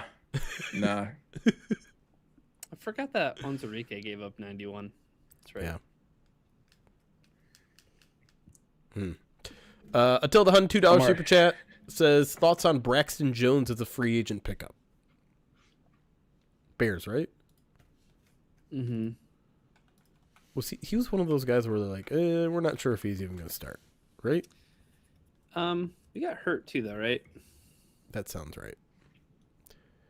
5th round pick. Injured reserve due to a knee injury in 2025. Activated towards the end of the year, though. I think my view on any offensive line signing in free agency is like it's good depth. Like, I don't expect them to find a starter Yeah. in free agency. Says Braxton Jones played the first 4 weeks of the season and didn't play again. Yeah. I think you need to find someone that can at least spot start in free agency if Decker retires. Yeah. I feel like Sure. I have thoughts on this, but they're going to come into play segment 2. Whoa. What a segue. Except we're not going there yet. I know. So I'm just telling you I'm saving mine. Go ahead, Okay. Nico. I don't know I who know. my guy is. Oh. In terms of free agent. It like people aren't gonna like it, but it kind of feels like you might want to do like a dented can section type of signing where you are kind of getting like an injured player. I know that's not the I greatest know. comparison. No. But I'm shaking my head because everybody thinks that no. Everybody's like, absolutely not. Nope. But it's one I of think those. it depends where though, right? Right. It's kind of like a Jonah Williams type thing. Like I don't love Jonah Williams even when he's healthy, but like it's a guy that can start. It's a guy that's going to come cheap because of injury. He shouldn't be your answer at left tackle or right tackle, but he Right. could be if he needs to be. Because I'm with everybody. Like I'd love them to start. Like if Decker's gone, I'd love them to draft an offensive tackle and that be the answer. But you can't go into the draft where you have to do that. Yeah, You just because can't. Not all of those tackles are their guys, right? And You're it's right. like, oh well, if we missed on that guy, we can just go to the next guy on the list. Like it doesn't work like that. Like I don't Right. want them Yeah. picking the tackle that they don't want long term just because it's like, well, we need one right now. You know, Right. I don't think any responsible GM should do that. Right. And by a lot of people's measures, there's only like 3 or 4 offensive tackles in this year's draft class that are like plug and play day Like, one. plug and play guys. Uh, I think if yeah, I 2 don't for know. sure, right? Maya Nawa, the kid out of Miami, Fano. Mm-hmm. So what do you do? What do you do if you don't get one of those guys? And the guy from Utah, right? Like, he could potentially be like a plug and play guy. Yeah, and then I think everyone's kind of right. Like Proctor is a first rounder to some, a second rounder to Is it some. Lomu? Lomo's the other kid out of Utah. Yeah, Yeah. The Blake Miller? right tackle. No, the Is left he the, tackle like- out of Utah. Yeah, he's the left tackle, and then Fano's the right tackle. Yeah. Yeah. But like beyond that, like I don't know. Again, like this is I'm not going to get into like my specific guy that I wanted to bring up. But actually, you know, I switched him out. Like even a guy like Freeling, right? Where it's Yeah. like, hey, measurables are awesome, but like he has limited playtime. And it's like, I don't want a guy with limited playtime. Like Right. at like center, for example, right? Like Right. if they're going to draft a center, it better be a guy who they believe can plays play center. like right now. Yeah. Right. And I guess Right. that factors in with the Tate Ratledge stuff, but like, I think maybe Miko, like, that's why I think maybe Freeling could be an option if they know Decker's coming back, right? Because then it like gives you a year, Sure. and then you don't have to worry about that tackle position moving forward. Well, that's why like Like, My do you think mindset when it comes 17's to- too rich for a guy like that? no. Freeling is actually one of the guys that has like kind of climbed up my list quite a bit. Mm-hmm. Granted, I still need to watch like some actual like game tape of him, but like I saw like a good little like highlight package of him, like, oh, he can move. And I was like, oh, Mhm. that kind of changes Oh, dude, my he viewpoint can, of he him. can move. Yeah, that's what I'm saying. And Like he's big. He's and that's why 6'7", like 320. hmm like I Eric talked about it when he came on to the like the YouTube video that Morgan and I did with him, where he was like, that second tier of tackles like has like warts, right? Like the two at the top are like absolute like day one starters, probably like future all pros type of players. That second tier are still like really good players, but yeah, like they may have a couple warts, or they may have some question marks on them. And so like Question marks It- about it like re- the position they might play, right? Like, is Proctor going to be Yeah. a tackle at the next level, or is he just so big he can only play inside? right. Careful. And Careful. so like Second segment. I'm very intrigued by I'm intrigued by this tackle class because like we'll get to in the second segment, like there's a couple guys that we've mentioned that depending on like how the Lions view them could easily probably go at 17. But like Yeah. I feel like regardless, like the Lions need to draft one. I would feel most But that's comfortable if they did it. That's a dangerous thought process, isn't it? Like, who cares? Like, Well, I mean, who cares if it's warts? I mean- you have to draft one. That you No, shouldn't no. think like I that. mean, well, because like, so like, I'm trying to like talk about this without. Like, all right, let's talk about Freeling. Because like that's Sure. the one that Ryan threw out there. Like, if your issue with Freeling is like, okay, well, he just hasn't gotten the reps. He hasn't played nearly enough. If you're fortunate enough where Taylor Decker starts or he comes back next year, then like great. Like you have a guy that can at least like develop for a year. Right. Right? Like, and I have enough faith in Brad and Dan that they wouldn't be drafting Freeling just because they need the pick. It's like, oh no, we need the pick, but also he has a lot of the foundation of what we need. We just probably Sure. don't need to throw him out there to the Wolves right now. But in a situation where even if you did draft Freeling and you signed a guy like Jonah Williams or a guy like Jack Conklin or something like that, it's at least a legitimate competition to where Right. it's like, okay, if this kid comes in here and beats this veteran that we kind of got in the dented can aisle, like if he wins the job, we probably feel even better about the pick. Right. Mhm. Sure. And if he doesn't win the job, he's still in the situation where it's Yes. like, hey, we're giving him a year to really develop and get his legs under him before we just throw him out there. I think where I agree with you is that tackle should be on the table no matter what happens in free agency. Like, no doubt. And no matter what happens with Taylor Decker's decision, right? Like those Correct. two things have Yes. no Yes. no factor in what the Lions do at tackle this offseason. The only part I deviate from is if your guy isn't there, don't force it. Like, you don't have to draft a tackle. Yeah, I mean, if the guy isn't on your right, if the guy is outside your top 50 or something crazy like that, and you're just like, oh no, like we have other guys that we think are more impactful. Like, Yeah. if you have an edge that you have graded higher than a tackle, take the edge. Yeah. Like you still need a player there. Where people were going to get really, like, even I will kind of bristle a little bit, is like, yeah, if you take an interior offensive lineman when I know you need a tackle and that interior offensive lineman doesn't play center, I'm not going to be happy in the moment, but you're I going to can know that see- Tate Ratledge is the starting center for the Detroit Lions. basically, right? Like you didn't have If- to ask Brad or Dan how they felt about it this week. Right. Yeah. If something crazy happens where Caleb Downs falls to 17 and you take him, I'm gonna be like, well, Yeah. it kind of gives me a scope into either Kirby or BB, or you're about to do some really crazy things with 3 safeties. I think the thing I'm wrestling with the most is where does the position stop where I'm no longer team trade back? Because I think I'm team trade back. I think I'm kind of firmly in the team trade back camp, unless it's like their top player at this position or this, you know what I mean? Like I'm trying to figure out how many positions there are in that bucket where I'm like, if their top guy at this position is there, go ahead and draft him. You know what I mean? Or if it's not the tackle, right, that they want, or maybe if it's not like the edge player they want, is it worth going DPA? Like, is it worth with Caleb Downs? I mean, I love Caleb Downs, don't get me wrong. I think that's awesome, but like, I don't know. It's just like, that's the draft, right? But I think like the Lions are just in this unique spot. Like you said though, Jeremy, like it doesn't matter what happens this offseason coming up to the draft.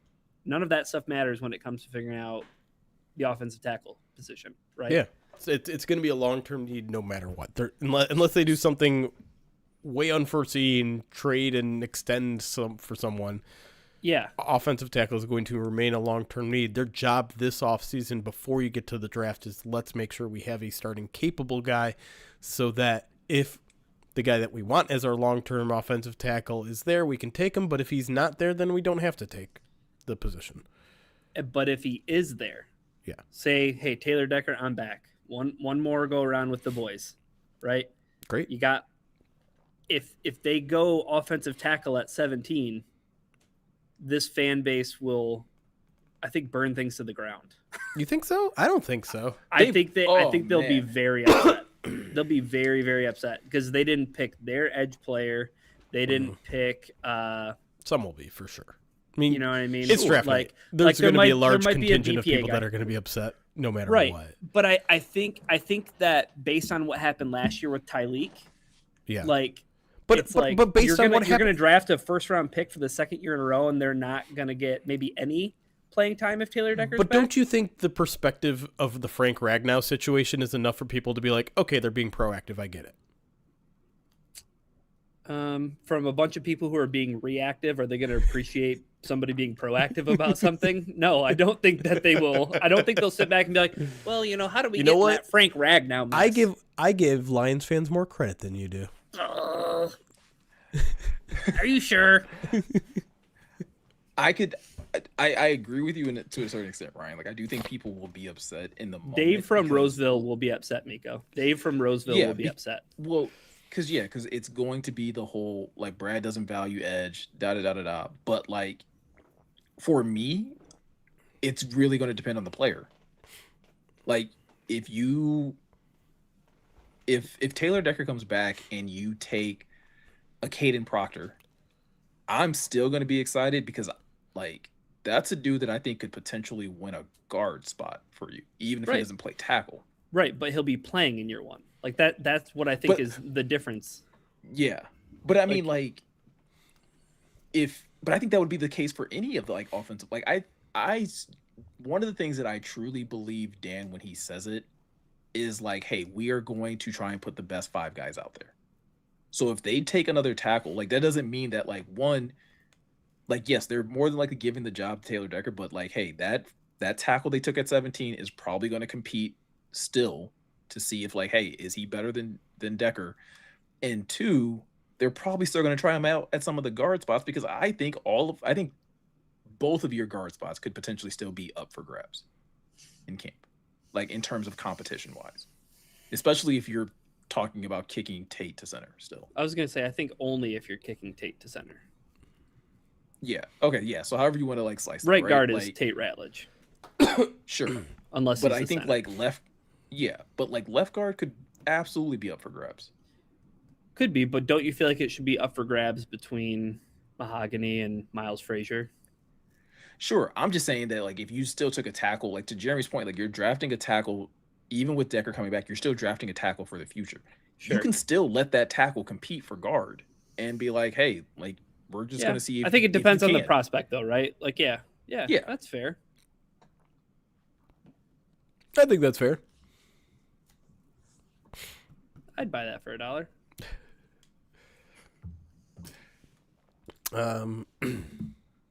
Dude, Alex Reno is addicted to Whatnot, and I don't care that I'm putting him on blast publicly right now. This DM. When you're on Whatnot, what channels do you follow to see good sports cards?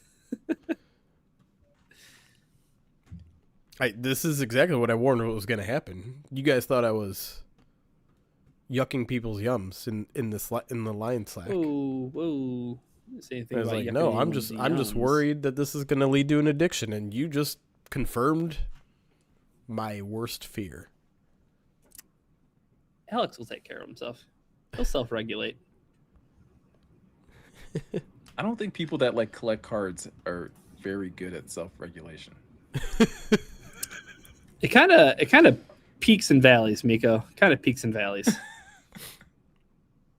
You just got really loud for a second. I got nervous. Son of a... But I don't hear any echo, so it's fine. Okay. All right. Both of your guys' volumes tends to vary wildly, which almost makes me think yours it's just got really loud. Did it? Yeah. Is this a Riverside thing? I'm glad it's a Riverside thing and not like a you guys are gaslighting me thing. This guy's audio equipment screwed up, man. Should we just get on to the second segment? It's late. This is a primetime show. Get the show on. We should. All right. Let's do that. I feel like I'm bigger now. Is it getting super loud for you guys in the chat too occasionally? All of us? It's not like bad right now. It just like weird. It just weirdly got really quiet. Dark?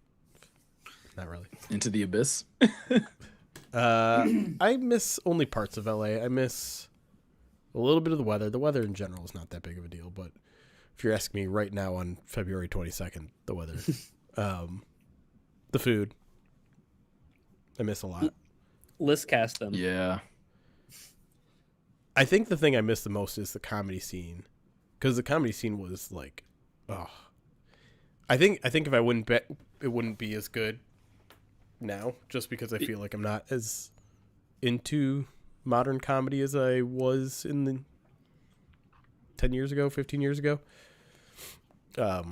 Say it. Just say it. You don't know if you really connect with these you Gen Z comedians. No, you can't even joke anymore, Ryan. That's what I'm going to say. Comedy's not the same. The example I always go back to is that there was this show called Meltdown Comics in the back of a comic book store that doesn't even exist in LA anymore. It was $5 for a ticket, and you saw Kumail Nanjiani and Jonah Ray as the hosts. And Kumail's like a mega star now. And you could see him for $5 every week on a Wednesday. And also like a run of the 7 or 8 best comedians in the game. Like John Mulaney would drop by every other week. Nick Kroll would stop by. Patton Oswalt. Like just the, Judd Apatow would just drop in. I went do at like least a tight 2 or 3 15. times. Yeah, it was crazy. They actually created a Comedy Central show out of it. Graham, called I think it was just called The Meltdown or Meltdown Comics. But anyways, that's what I miss the most. And there's still really good venues there. If you live in LA or are ever going to go to LA, I would definitely recommend going to Largo. That's probably my favorite music/comedy venue that's still there. What about Aqua? Do you like Aqua for the deck? That's Deck right. fell apart. For the deck fell apart. About Haunted House. I really want to get the Haunted House. You see, Bob Odenkirk just like does action movies now. He's just like an action star. Well, I know He's like he has a series now. Yeah, but I Movie think he has like a whole other like action movie that's non-related. Really?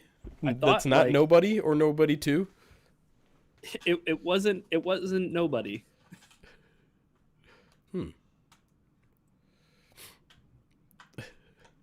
Yes. The band Aqua did write Barbie Girl. Or at least sing it. I doubt they wrote it.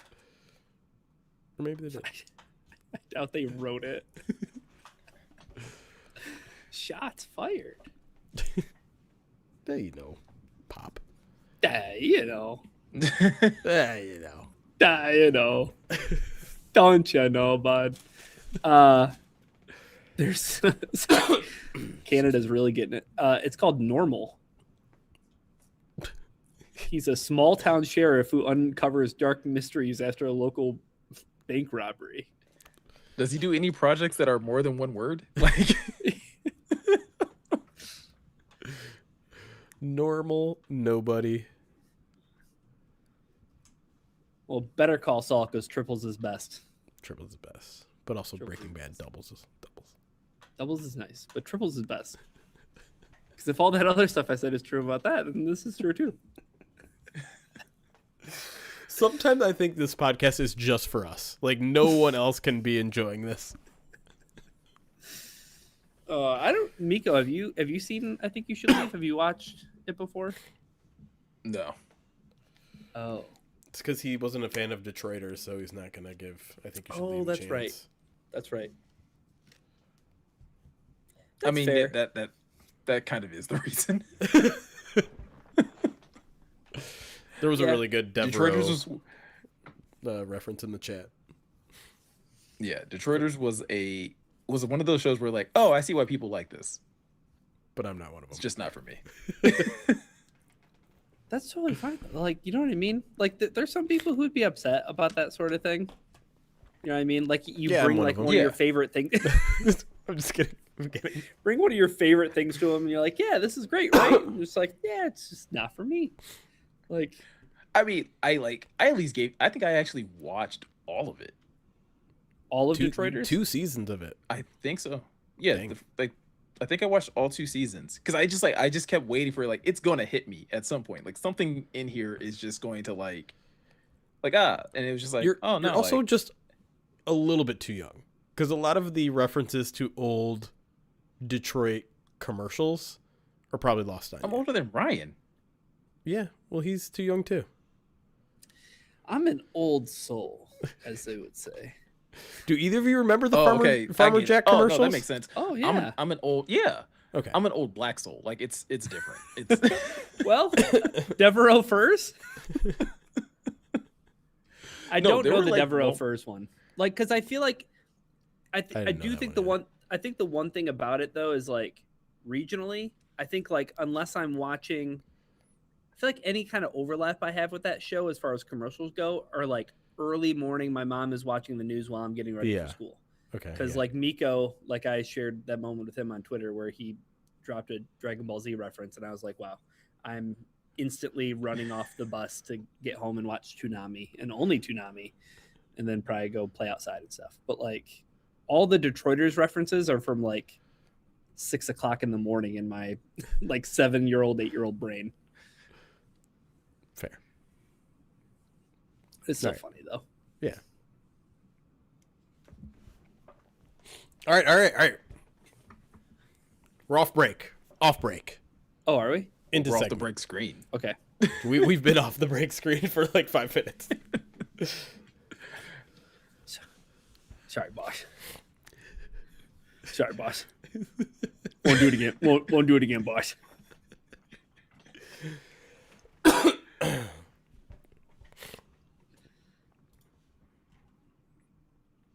And welcome back to the Pride of Detroit PODcast. In the second segment here, we are going to be talking about the most important thing that I think most people turn into the combine for, and that's to watch the players and to figure out what players that they need to honestly keep an eye on, what players that they probably have never heard of that are all of a sudden going to shoot up draft boards, whatever the case may be. What we are going to do in this segment is each of us kind of picked out 3 different players that we're going to talk about, and we'll have a discussion about the players that we want to see most. Jeremy, I'm going to start with you, and I guess we'll all go with our first player, and then we'll just kind of round robin it that way. Yeah. Well, first of all, I want to say that I experienced the combine a little bit differently, or I will be experiencing the combine a little bit differently, in that my focus when I'm down there in Indianapolis is going to be more on like my own kind of character assessment, like trying to figure out which guys I view as that character fit, that football character fit. And I, generally speaking, the media doesn't even really go to the actual stadium and watch the drills much at all because we're busy interviewing or doing our own thing. And so maybe I'll stop by, but generally speaking, a lot of the drills I'll be doing something else and even driving home during some of the last few drills there. So a lot of my choices for these 3 are going to be more character based in getting to know these guys. And so my first guy, I got a little tip from our good friend Anthony, Between the Numbers Anthony, who helps us with the grid index, which is all about this, all about determining which players have the best football character in each year's draft class. And I've been told this guy might be the leader in the clubhouse to finish number 1 on grit. And that's Clemson's offensive tackle, Blake Miller, who 4-year starter at right tackle.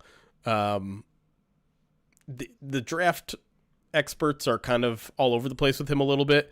Daniel Jeremiah had him 23rd in his latest mock draft, so definitely I think that would make him a candidate at 17. But Dane Brugler has him 42 on his big board list. So we were talking about this a little bit in the break, where this year's offensive tackle class seems to have like 2, maybe 3 plug and play starters, and then everyone else kind of has some warts where maybe they're year 1 starters, maybe they're not, maybe they're right tackles, maybe they're left tackles.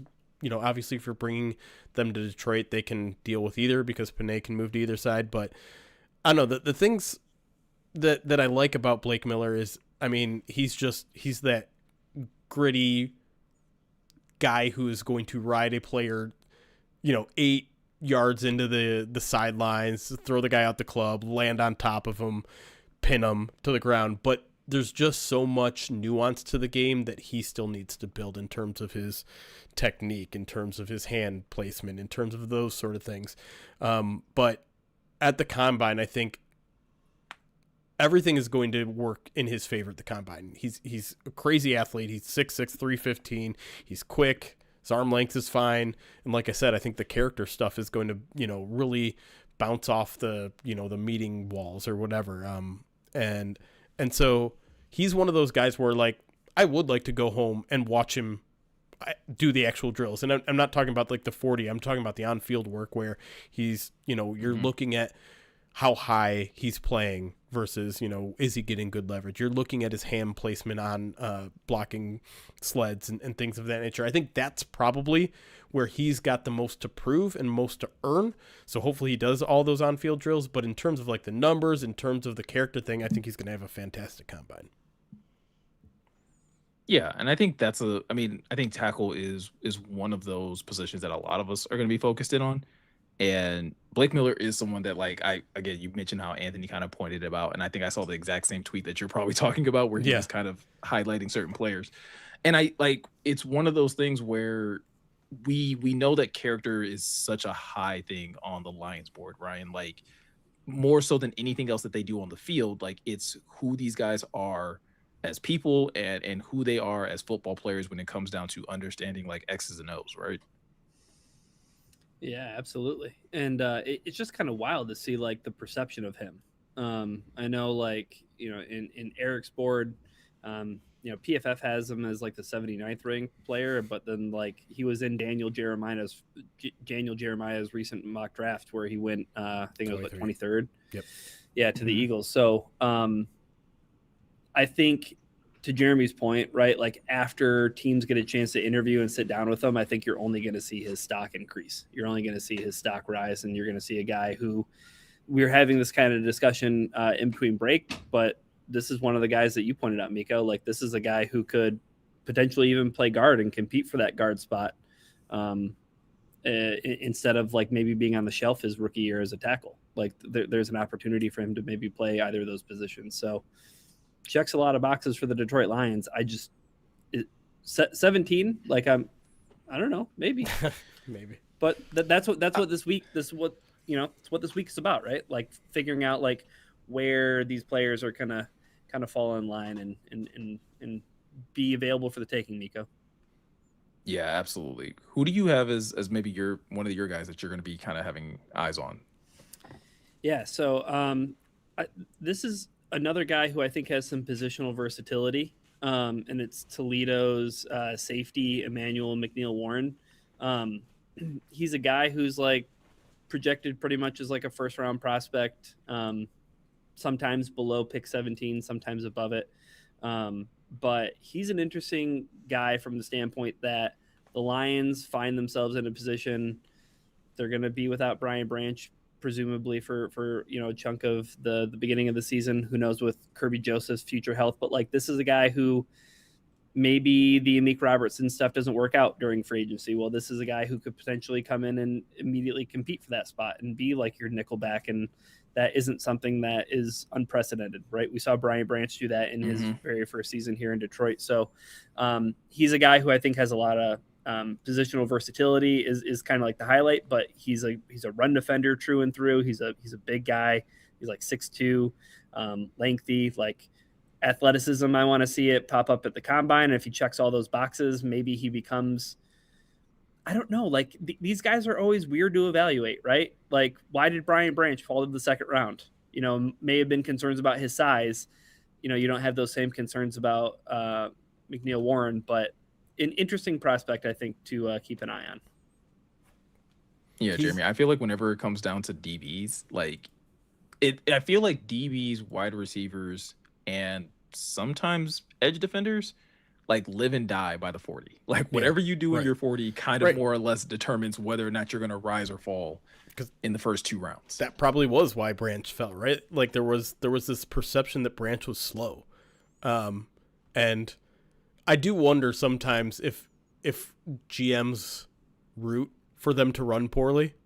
Oh, there was the Brandon Bean clip that came out about Keon Coleman, right? Oh, like he ran the slow 40. It was part of everybody pulling receipts where they're like, no, you wanted Keon Coleman, but like he ran the slow 40. He's like, that's going to help him fall to us. Right. Awesome. Right. Like, he like fist pumped about it. But I'd like to think that GMs have gotten smart enough where it's just like, if one GM is like, yes, he did bad in the 40, why isn't everyone else like that? Why isn't everyone like, yes, this guy's tape, this guy is GPS, these other metrics that are probably more reliable in actually figuring out who's a good player and who's the bad player? Like, I know I'm giving them too much credit.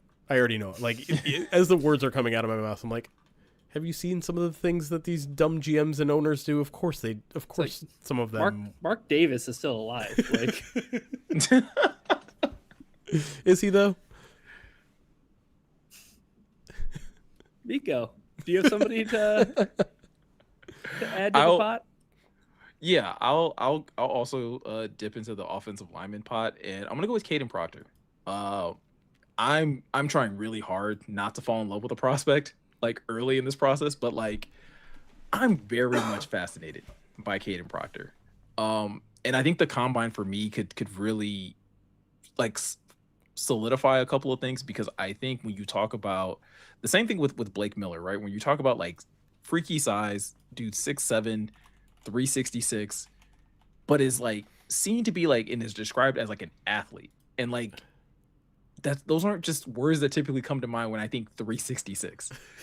And so like I'm first and foremost, right, like that's a massive dude. And like when I've seen pictures of, because it's not like I watched a lot of Alabama football this year, but like when you like pull up pictures of me, like, yeah, like human beings shouldn't be structured this way.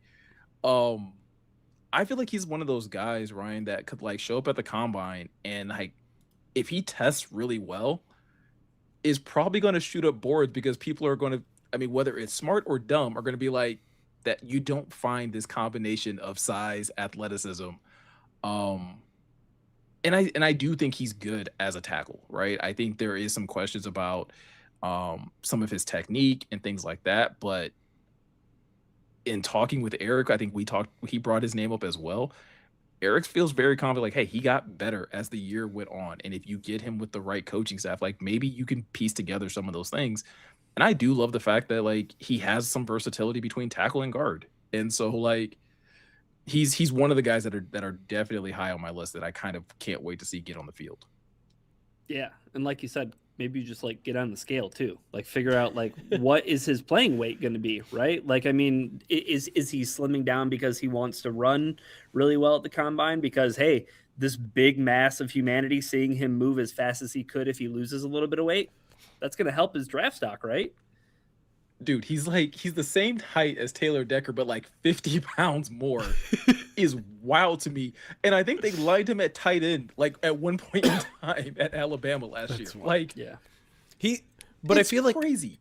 But it's just determining what size he wants to be, though, right, Jeremy? Like, Yeah. You get him in that draft interview. You say like, "Hey, we view you as being a guy who, like, your playing weight should be 350 or something like that, right?" And it's Right. like we want to slim you down and get your technique right. I also think he's going to be the perfect example of like making sure you're not counting his athleticism twice, because that's something that we kind of already know about him, right? Like he's big, he's massive, he's strong, and he can move incredibly well for a 360-pound guy. Right. And so when he goes out there and does all of those things at the combine, you can't be like, wow, he's fast and big. Like, oh, we already know that. There are so much other questions about him that have people wondering whether he's going to be a first or a second round guy that are not related to his size and speed. But that isn't going to make it any less fun to watch a 360-pound dude run a 40-yard dash if he decides to. Yeah, I think he's one of those guys specific. I think he's probably one of like maybe the number one guy in that offensive tackle group where it's like his stock could shoot up drastically or it could fall drastically depending on like his combine performance. Who else you got on your list, Jeremy?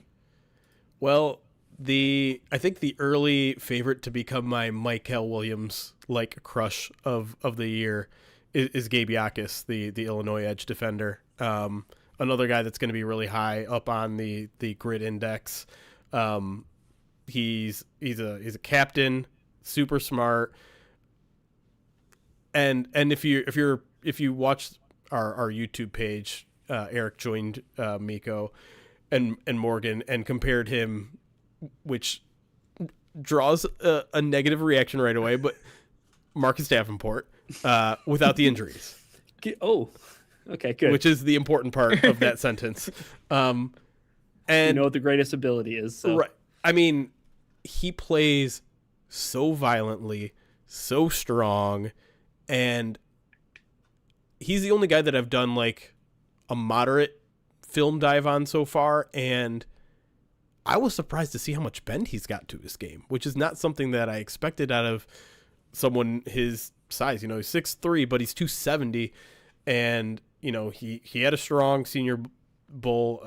There still is a lot of like, is he a late day 2? Is he maybe late round 2? I should say, maybe early round 3, or is he a guy that you'll run up to the podium and take him at 50, where the Lions are. But man, he's so fun to watch. He is just a hell creator, super disruptive, and I am curious to see where he's going to rank on some of the speed metrics, because a lot of the scouting reports I read said like, I don't know if he moves that well, but I thought he did in what I saw.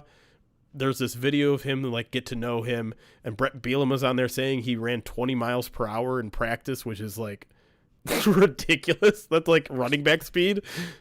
It's like not falling too far behind JMO speed.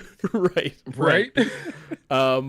But and then like the other kind of bigger question I have that I still need to kind of dig into more tape to find out is like the run defense stuff, because if you look at some of his run defense metrics when it comes to stop rate and PFF grades and things like that, they're not that good, which doesn't make sense, because everything about how that guy plays means he should be an absolute destroyer in the run game. And so maybe it's just the way he was coached.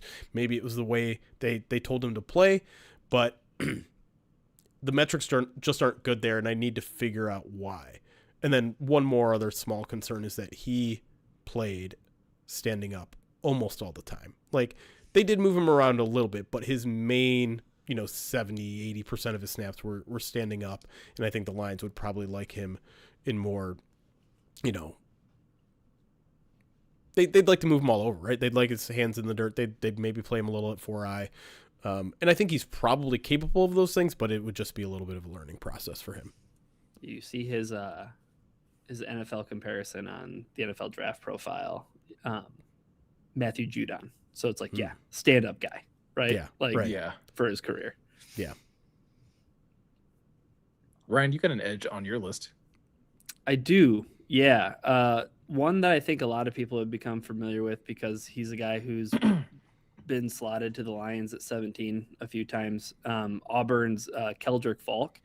I think another guy with, I talked about with McNeil Warren, like positional versatility, but this is a guy who, like watching some of his film, definitely lined up like 3, 4-eye outside, but he's like massive. And I think it's more of like an upside thing with him. So maybe you don't want to count on him a ton in the beginning. But I mean, you look at his measurables and I mean, he's 6'6", 285. Like that is the prototypical type that I think that they would want opposite of Aiden Hutchinson. And I think he just turned 21. So he's like a really young prospect, or he turns 21 in September rather. So, but like the number one thing on his strengths was culture player, praise for his leadership, accountability, and character. And for a guy who's 20 and going into the NFL, I view that as being somebody that I want to keep an eye on for the Detroit Lions. Yeah, I'll pile on here with the edge player that I also had on my list being TJ Parker. And I think I might be the first one that has like a different view in terms of like, I want to watch him at the combine to see if there's something that I'm not seeing on tape. Because so for those that don't know, like I think Daniel Jeremiah recently mocked TJ Parker to the Lions at 17. And so like I immediately went and like pulled up his tape 3 games in, guys, and I was just like, I don't get it. Like necessarily at 17. Right. And I think everything from like a measurable standpoint, like I can see why the Lions would like a guy like this, right? Stands at about 6'3", 265. But like nothing in the 3 games that I watched, like did he jump off the tape in terms of like not great bend, not great hand technique, not a good like array of pass rush moves. So like I'm hoping there's something that like happens in terms of like, again, at the combine that maybe shocks me. Maybe he has a level of athleticism that just wasn't quite showing up. I know this Clemson team as a whole kind of took a step back this past year. And so I don't know if there was like some coaching changes. I don't know if there were some things that just are kind of going on internally that just kind of led to like some downplay this year. But he's one of those guys where I'm just like, I just kind of want to see you in a different environment to see if something pops. Maybe you do have better bend that I'm just not seeing. And like Jeremy, to your point about like same thing with Yakis, like, or with Akis, like, is there something that maybe he was coached to do that he just, in a different system he can thrive with a little bit better? Yeah, I think. And that feels like the 2022 draft conversation all over again, Jeremy. Right? Yeah. When it came to like Trayvon Walker and like, right. Yeah.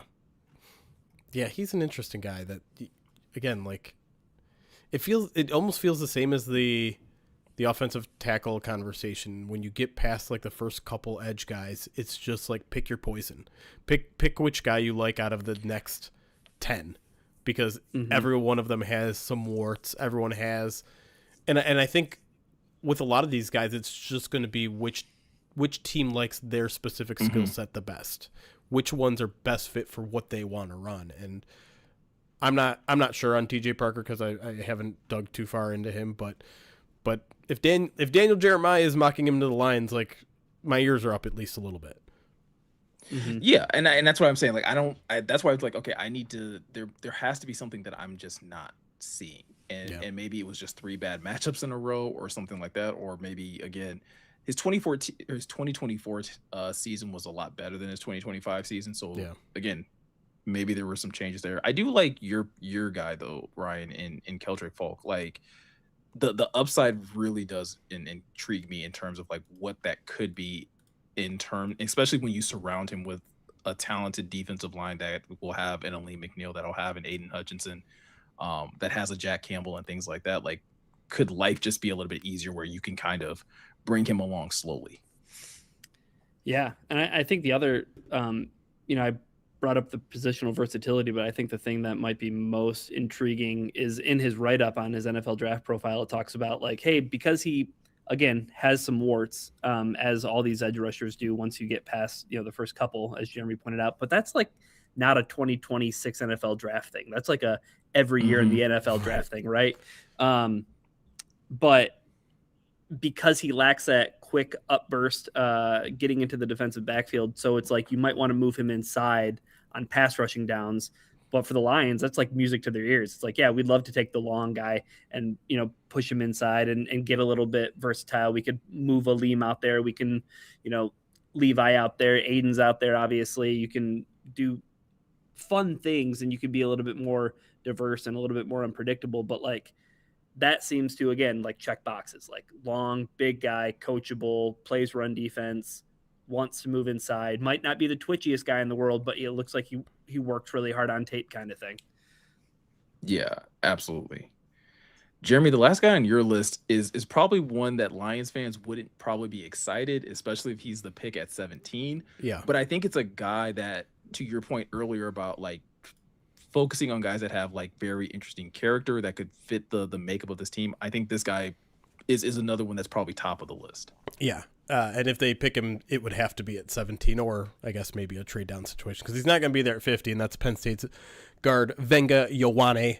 A lot of people consider him the best offensive lineman in this year's draft class, but he is almost certainly a guard and going to stay a guard. He has a very, very small amount of center experience. I don't think anyone views him as that is his long-term position. But yeah, like you said, another like extremely high grid index type of guy that's going to be at the, if not at the top of the offensive line list, like very, very close to it. He entered Penn State at like 365, dropped to like 335 by nowadays. And he's still playing with a lot of strength. He's still playing with a lot of speed. He's considered, I think, the best pass blocking interior offensive lineman in this year's class, which was something that was obviously missing a lot. I know the Lions tend to value their run blocking a little bit more, and it's not Ioane's like best aspect. There's some like question about his movement skills, pulling, things of that nature, which is something that the Lions obviously like to do a lot, and so it's not something that. The fact that that's his weakness does not make him the greatest fit in Detroit. But if we're talking about guys I want to watch at the Combine, it's him. He's on my list. One, because of the culture stuff, because I want to see what that looks like. Two, because I think he has a chance to answer some of his doubters in some of those movement skills.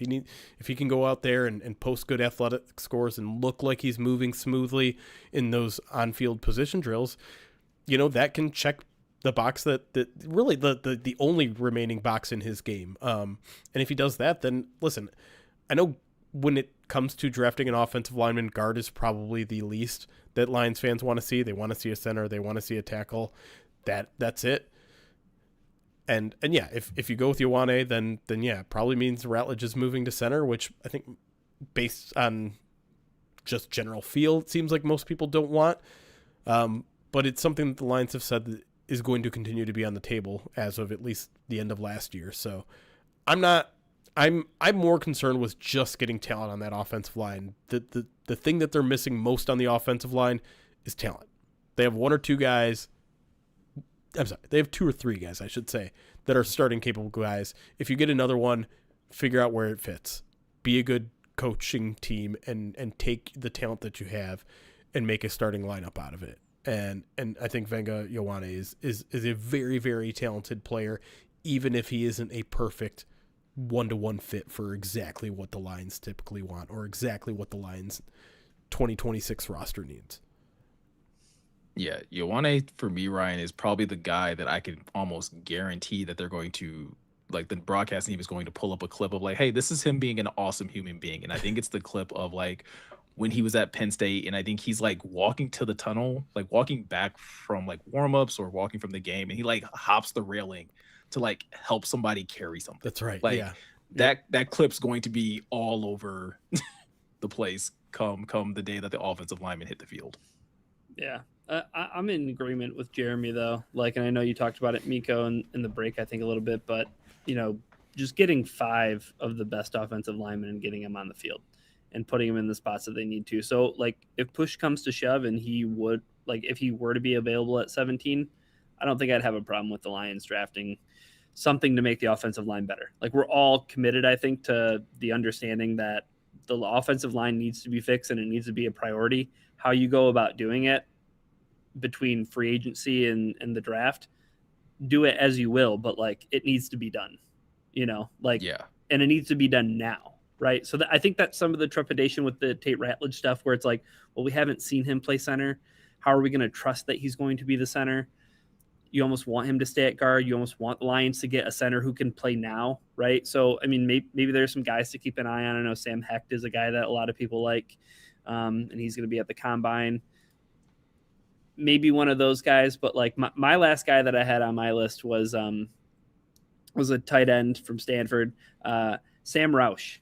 A guy who's like a true blue, like Y tight end, like inline blocking is what he does. Breakfast, lunch, and dinner, morning, day, and night. Like this guy is going to be the guy that you want to put next to Sam Laporta. He's going to be the guy that, like, even if you have Brock Wright and Brock Wright is staying in Detroit for another season, you have 3 tight ends. It feels almost like and this is a guy who's probably going to be available on day 3. Maybe it would be a late day 2, but like that might be a little bit rich to take a draft, take a blocking tight end. Not to say that he doesn't have like any catching abilities, but I think that this kind of counts as a cheat. Like this makes your offensive line better. Like this makes your offense as a whole better because of the multiple things they're able to do. And I know it almost seems like the in vogue thing is like the 13 personnel. I know we like talk to Petsing about the 13 personnel, but it's like you have to have the personnel to run it.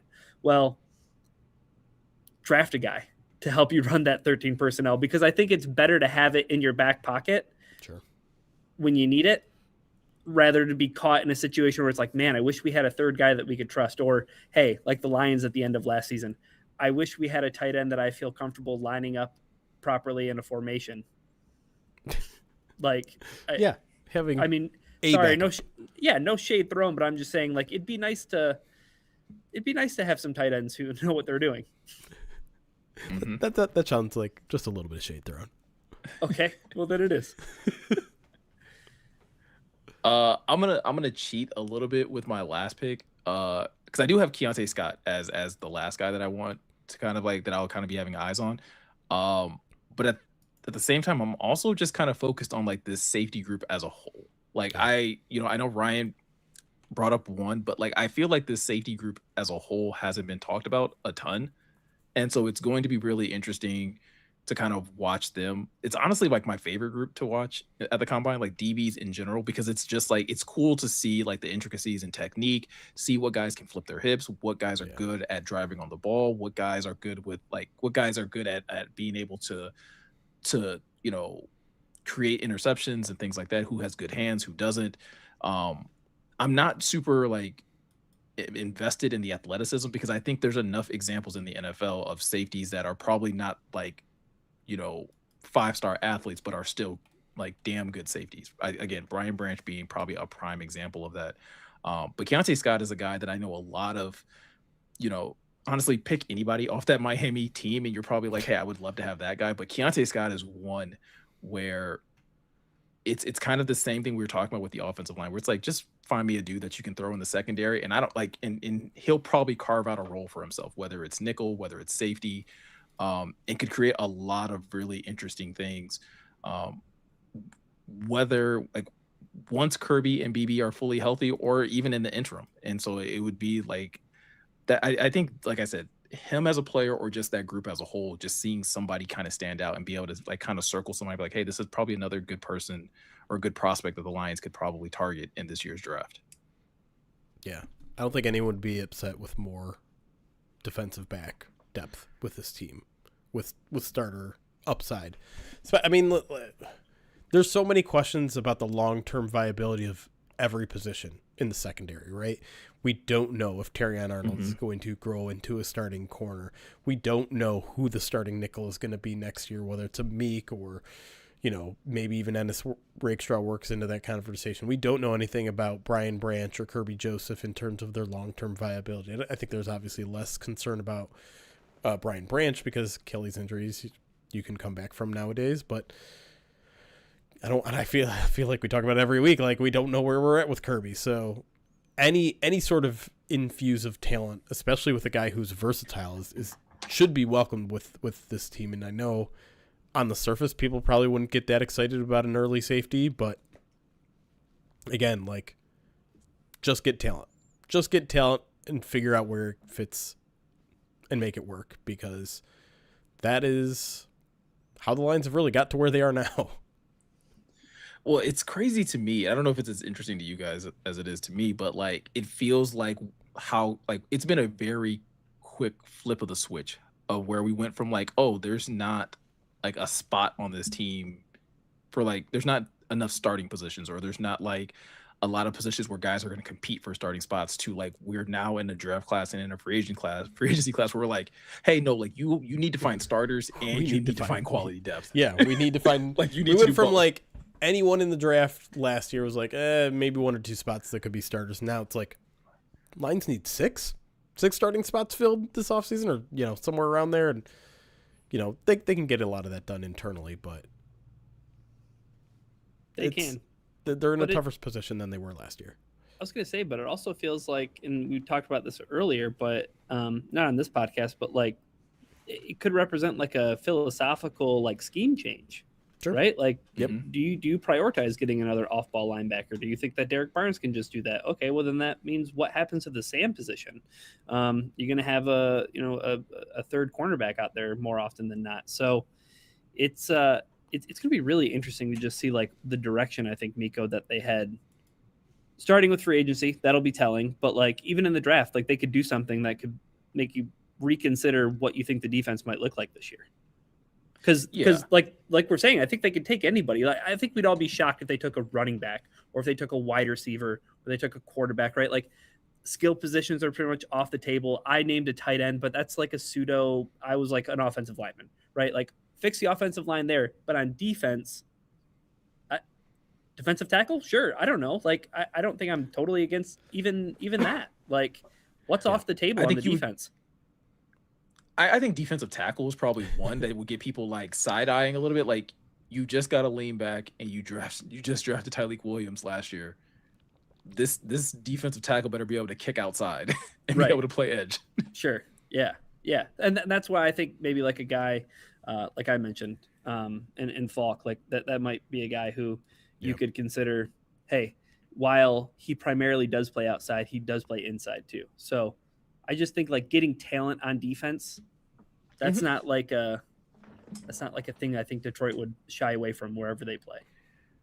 No. And again, shameless plug here, but if you guys haven't seen the YouTube video that Morgan and I did with Eric, I do highly recommend it, because I think to Ryan's point about just like adding talent to the defense, Eric mentioned a position that I was just like not even thinking about at all in regards to at 17 when he brought up I think it's Sonny Styles from Ohio State, the linebacker. Yeah. Which again, probably won't fall to 17 based off of what I'm like the way people are gushing about him these days. But like, I think that's a good, like, I think that is a player that really hits on Ryan's point of like, the Lions may just look at adding like talented football players to their defense. And I always think like, I think it's one thing to keep in mind, Jeremy, for fans when it comes down to the NFL draft that makes it so unique from like the NBA, or honestly even from like baseball and things like that, is like you can still find quality starting talent beyond the first round. Like, I know we hyper focus on the first round, in just about every sport, but like the NFL is very unique in that where it's like, no, you can draft a dude in the fourth round and he can end up being a starter. You can you can Ross find St. a dude in Brown. the sixth round. Right. Heard of him. Like you can find talent in later rounds and those guys turn into pro bowlers, all pros, hall of famers quickly too. And it's not even one of those things where like, oh, it took a long time to develop. Like sometimes just you gotta be able to have a good eye for talent. Yeah. I mean, there's a reason why, and Eric talks about this all the time, the general goal should be finding 3 starters in every draft. Can't do that all in the first round, right? So, you know, maybe this year it's only 2 since the Lions only have 2 picks in the top 100. But, yeah, I imagine the majority of the guys that we talk about over the next 2 months here are going to be first, second, and third round guys. But you just never know. And with this regime in particular, they tend to find good contributors, if not starters, even on day 3. And so it's a good reminder that maybe someone you see over this next week, not in a lot of people's mock draft, and you know, whether they're 1 or 2 round mock drafts, maybe you see something you like out of a guy running a drill that you'd never heard of, and someone in some NFL front office sees him too, and you can say, I saw him in Indianapolis and I knew. Well, I think that's an important point to make, though, that you just made about Eric highlighting, hey, you should aim to get 3 starters, and if you can, it's a successful draft class. They did that in 21, they did it in 22, and they did it in 23. In 24 and 25, they haven't. Yet, right? But I will say that we knew early on that Penei Sewell, maybe less so Lee McNeil, but by year 2, we knew Lee McNeil was a starter. We knew Amon-Ra St. Brown was a starter. I mean, but the 2020 draft class, you're kind of expecting 3 starters next year, right? If you consider Tisslaw a starter. Yeah, because you have Tyleek. Yep. Now, how impactful is Isaac Tisslaw, right? I think that's the question. Yeah. Is like, how important is he? Because I think you can go through those other draft classes, 2022, Aiden Hutchinson, J-Mo, Kirby, like all those guys are huge contributors, big time difference makers. 2023 class obviously littered with them, but like 24 and 25, not much yet, and it's gonna be a big telling year. But they need to get back to hitting on their draft picks and not getting cute like they have. I think we can kind of agree, like that's what happened in 24 to an extent. A little bit. 24 for sure. I mean, outside of maybe the first 2 picks, I think the first 2 picks obviously haven't turned out so much, but I think like it's revisionist history. Developmental tackle. Yeah. Yeah. Sione Vaki. Okay. All right. But I think it's coming to roost. You know what I mean? Like, yeah, it's an important draft for the Lions. Yeah, absolutely. All right, guys. Well, with that said, that's pretty much going to do for the podcast. But I think we have some reviews that we're going to read one here review. On air. There's one more review. Oh, let's go. That we should read that I'm going to continue to talk about as I pull it up and not. Who do you think will pull it up faster? I was going to say, I will cover for you guys while you try to pull it up. Whoever gets it first can read it. All right. This is a good reminder to you guys as listeners. If you are enjoying the podcast, feel free to leave a review at wherever you are listening. So whether that's Apple Podcasts, whether that's Spotify, you can leave a review and we'll read it here on the podcast. And again, it's something that's a good way for us to be able to kind of interact with you guys. Maybe those of you that don't get to watch the live stream, but still are supporting the podcast. So Jeremy, I think you had it first. Do you want to alternate every word, Ryan? Do you want to try to do this? I don't think so. You want to read it in unison? I think it's a terrible idea, but I kind of want to do it anyways. Okay, you go the first word. Okay, well, first it's from Prov D, 5 stars. It says sharp, thoughtful, balanced is the title. I'm going first. Begin. If you want to listen to. No, we're not doing this. No, this is going to take too long. No, we're not doing it. I'm bailing. If you want to listen to Lions content, this is the place for you. There's no rage bait, hot take, fire everyone nonsense. I kind of missed Rage Corner. That was an aside. There is no "we are perfect." Only the refs stopped us from going 17-0. Just thoughtful, interesting content. Thank you, Prav D. Thanks, Prav D. Appreciate it. And keep the reviews coming. Yeah. Right, Miko? Absolutely. Again, and we will read them here on the podcast each and every week. So again, we appreciate you guys. We appreciate the support that you guys give us. If you are looking for any more additional Lions content, you can always find that over on the Pride of Detroit website, or you can head over to our YouTube channel at youtube.com/Pride of Detroit. Or if you ever want to check out the live stream, you can also do that at twitch.tv/Pride of Detroit as well. You can also do it on YouTube, but I don't know, Twitch kind of gets a couple of nicer things over there. It's not favoritism. It's just we haven't really ever bothered to set up YouTube properly. And when I say we, I'm pointing at Jeremy. So with all of that said, I'm Miko. He's Jeremy. He's Ryan. Thank you guys for taking the time to watch and listen. And we'll see you guys in the next one. Sorry, John Whitaker. I hope you feel better. Because Canada lost. I get it. I get it. I get it. I was so scared when I saw that, like, once I had seen like the chats flying about like Canada losing, I was like, no one's gonna be mean to John, right? Like, no one's gonna be calling John. I had never been more concerned about one person. I like that now it's become podcast lore that there's one mention of John Whitaker. He has become the guy from I Think You Should Leave in the courtroom. Yeah, he is. Oh man. Oh, you're not supposed to get grease on this. Oh man, it's 9:30, guys. Yeah, I was gonna say maybe we just bounce a little quick here.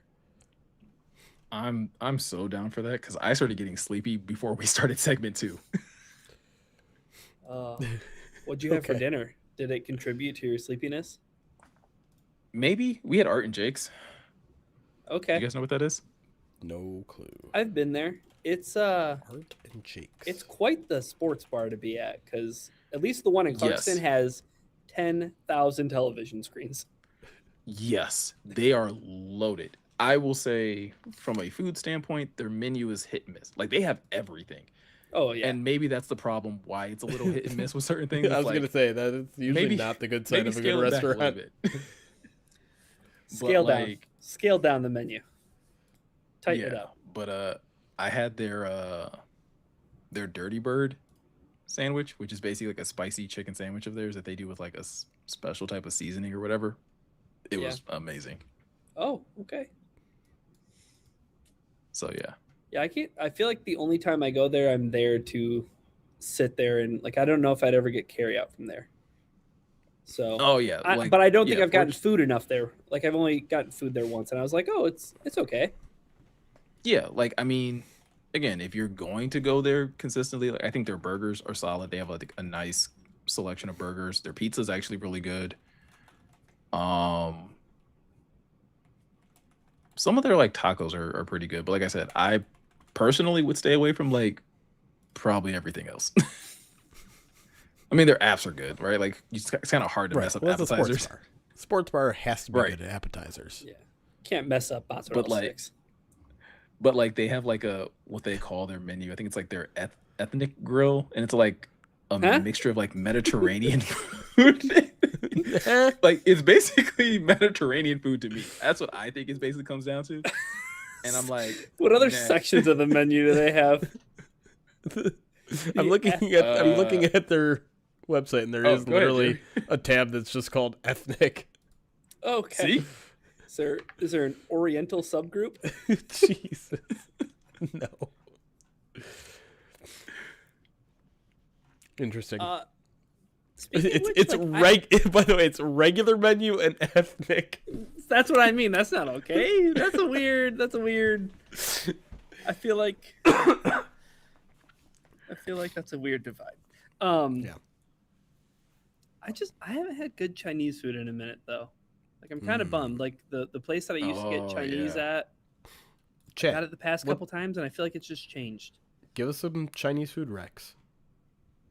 And I'm not trying to dox myself, but like within 20 miles of Pontiac. Clarkston. I was at Pontiac. Man, Chinese food in Pontiac is like, there's one place that like most people go to, but then like, depending on who you talk to, Right? you're gonna get wildly different things said about it. It's just like going to a new Chinese restaurant is like flying without a parachute.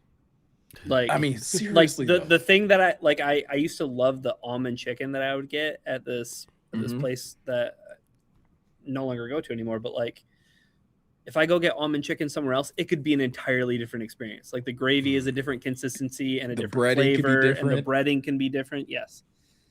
Yeah. No, I feel you.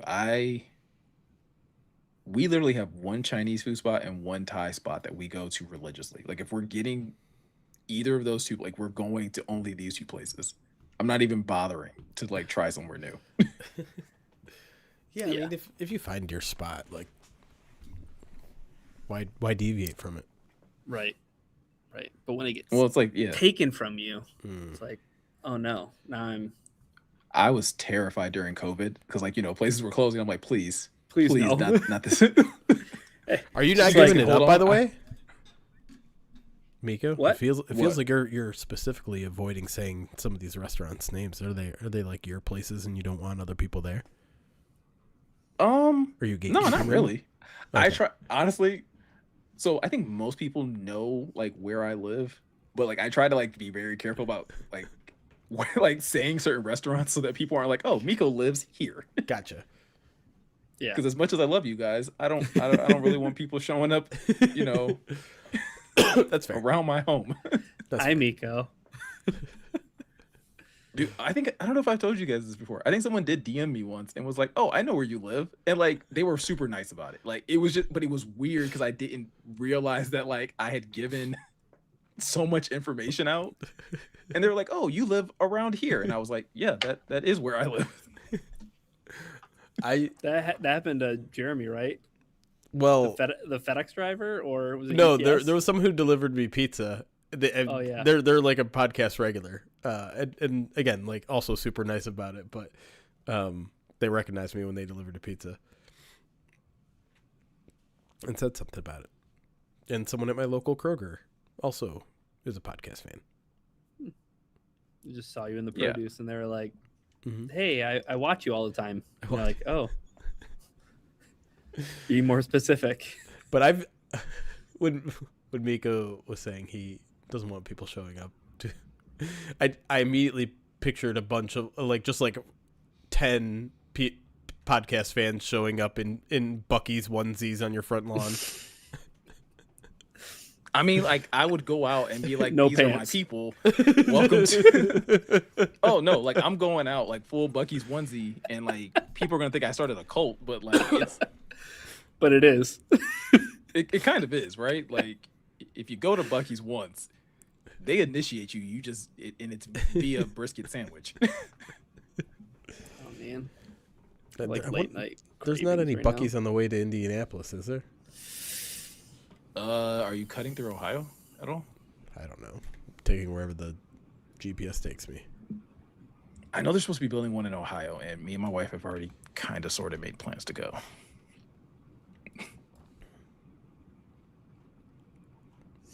I don't think there's anywhere any close. Buckeye North? Oh, wait, no, that's Buckeye North. That's not Bucky's. Nope. All right.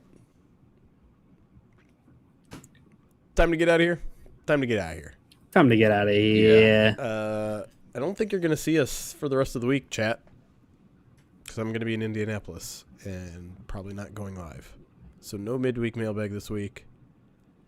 I'm going to try. I don't have anyone in mind off the top of my head, but if I run into someone at the NFL Combine, I'm like, hey, ad lib first bite.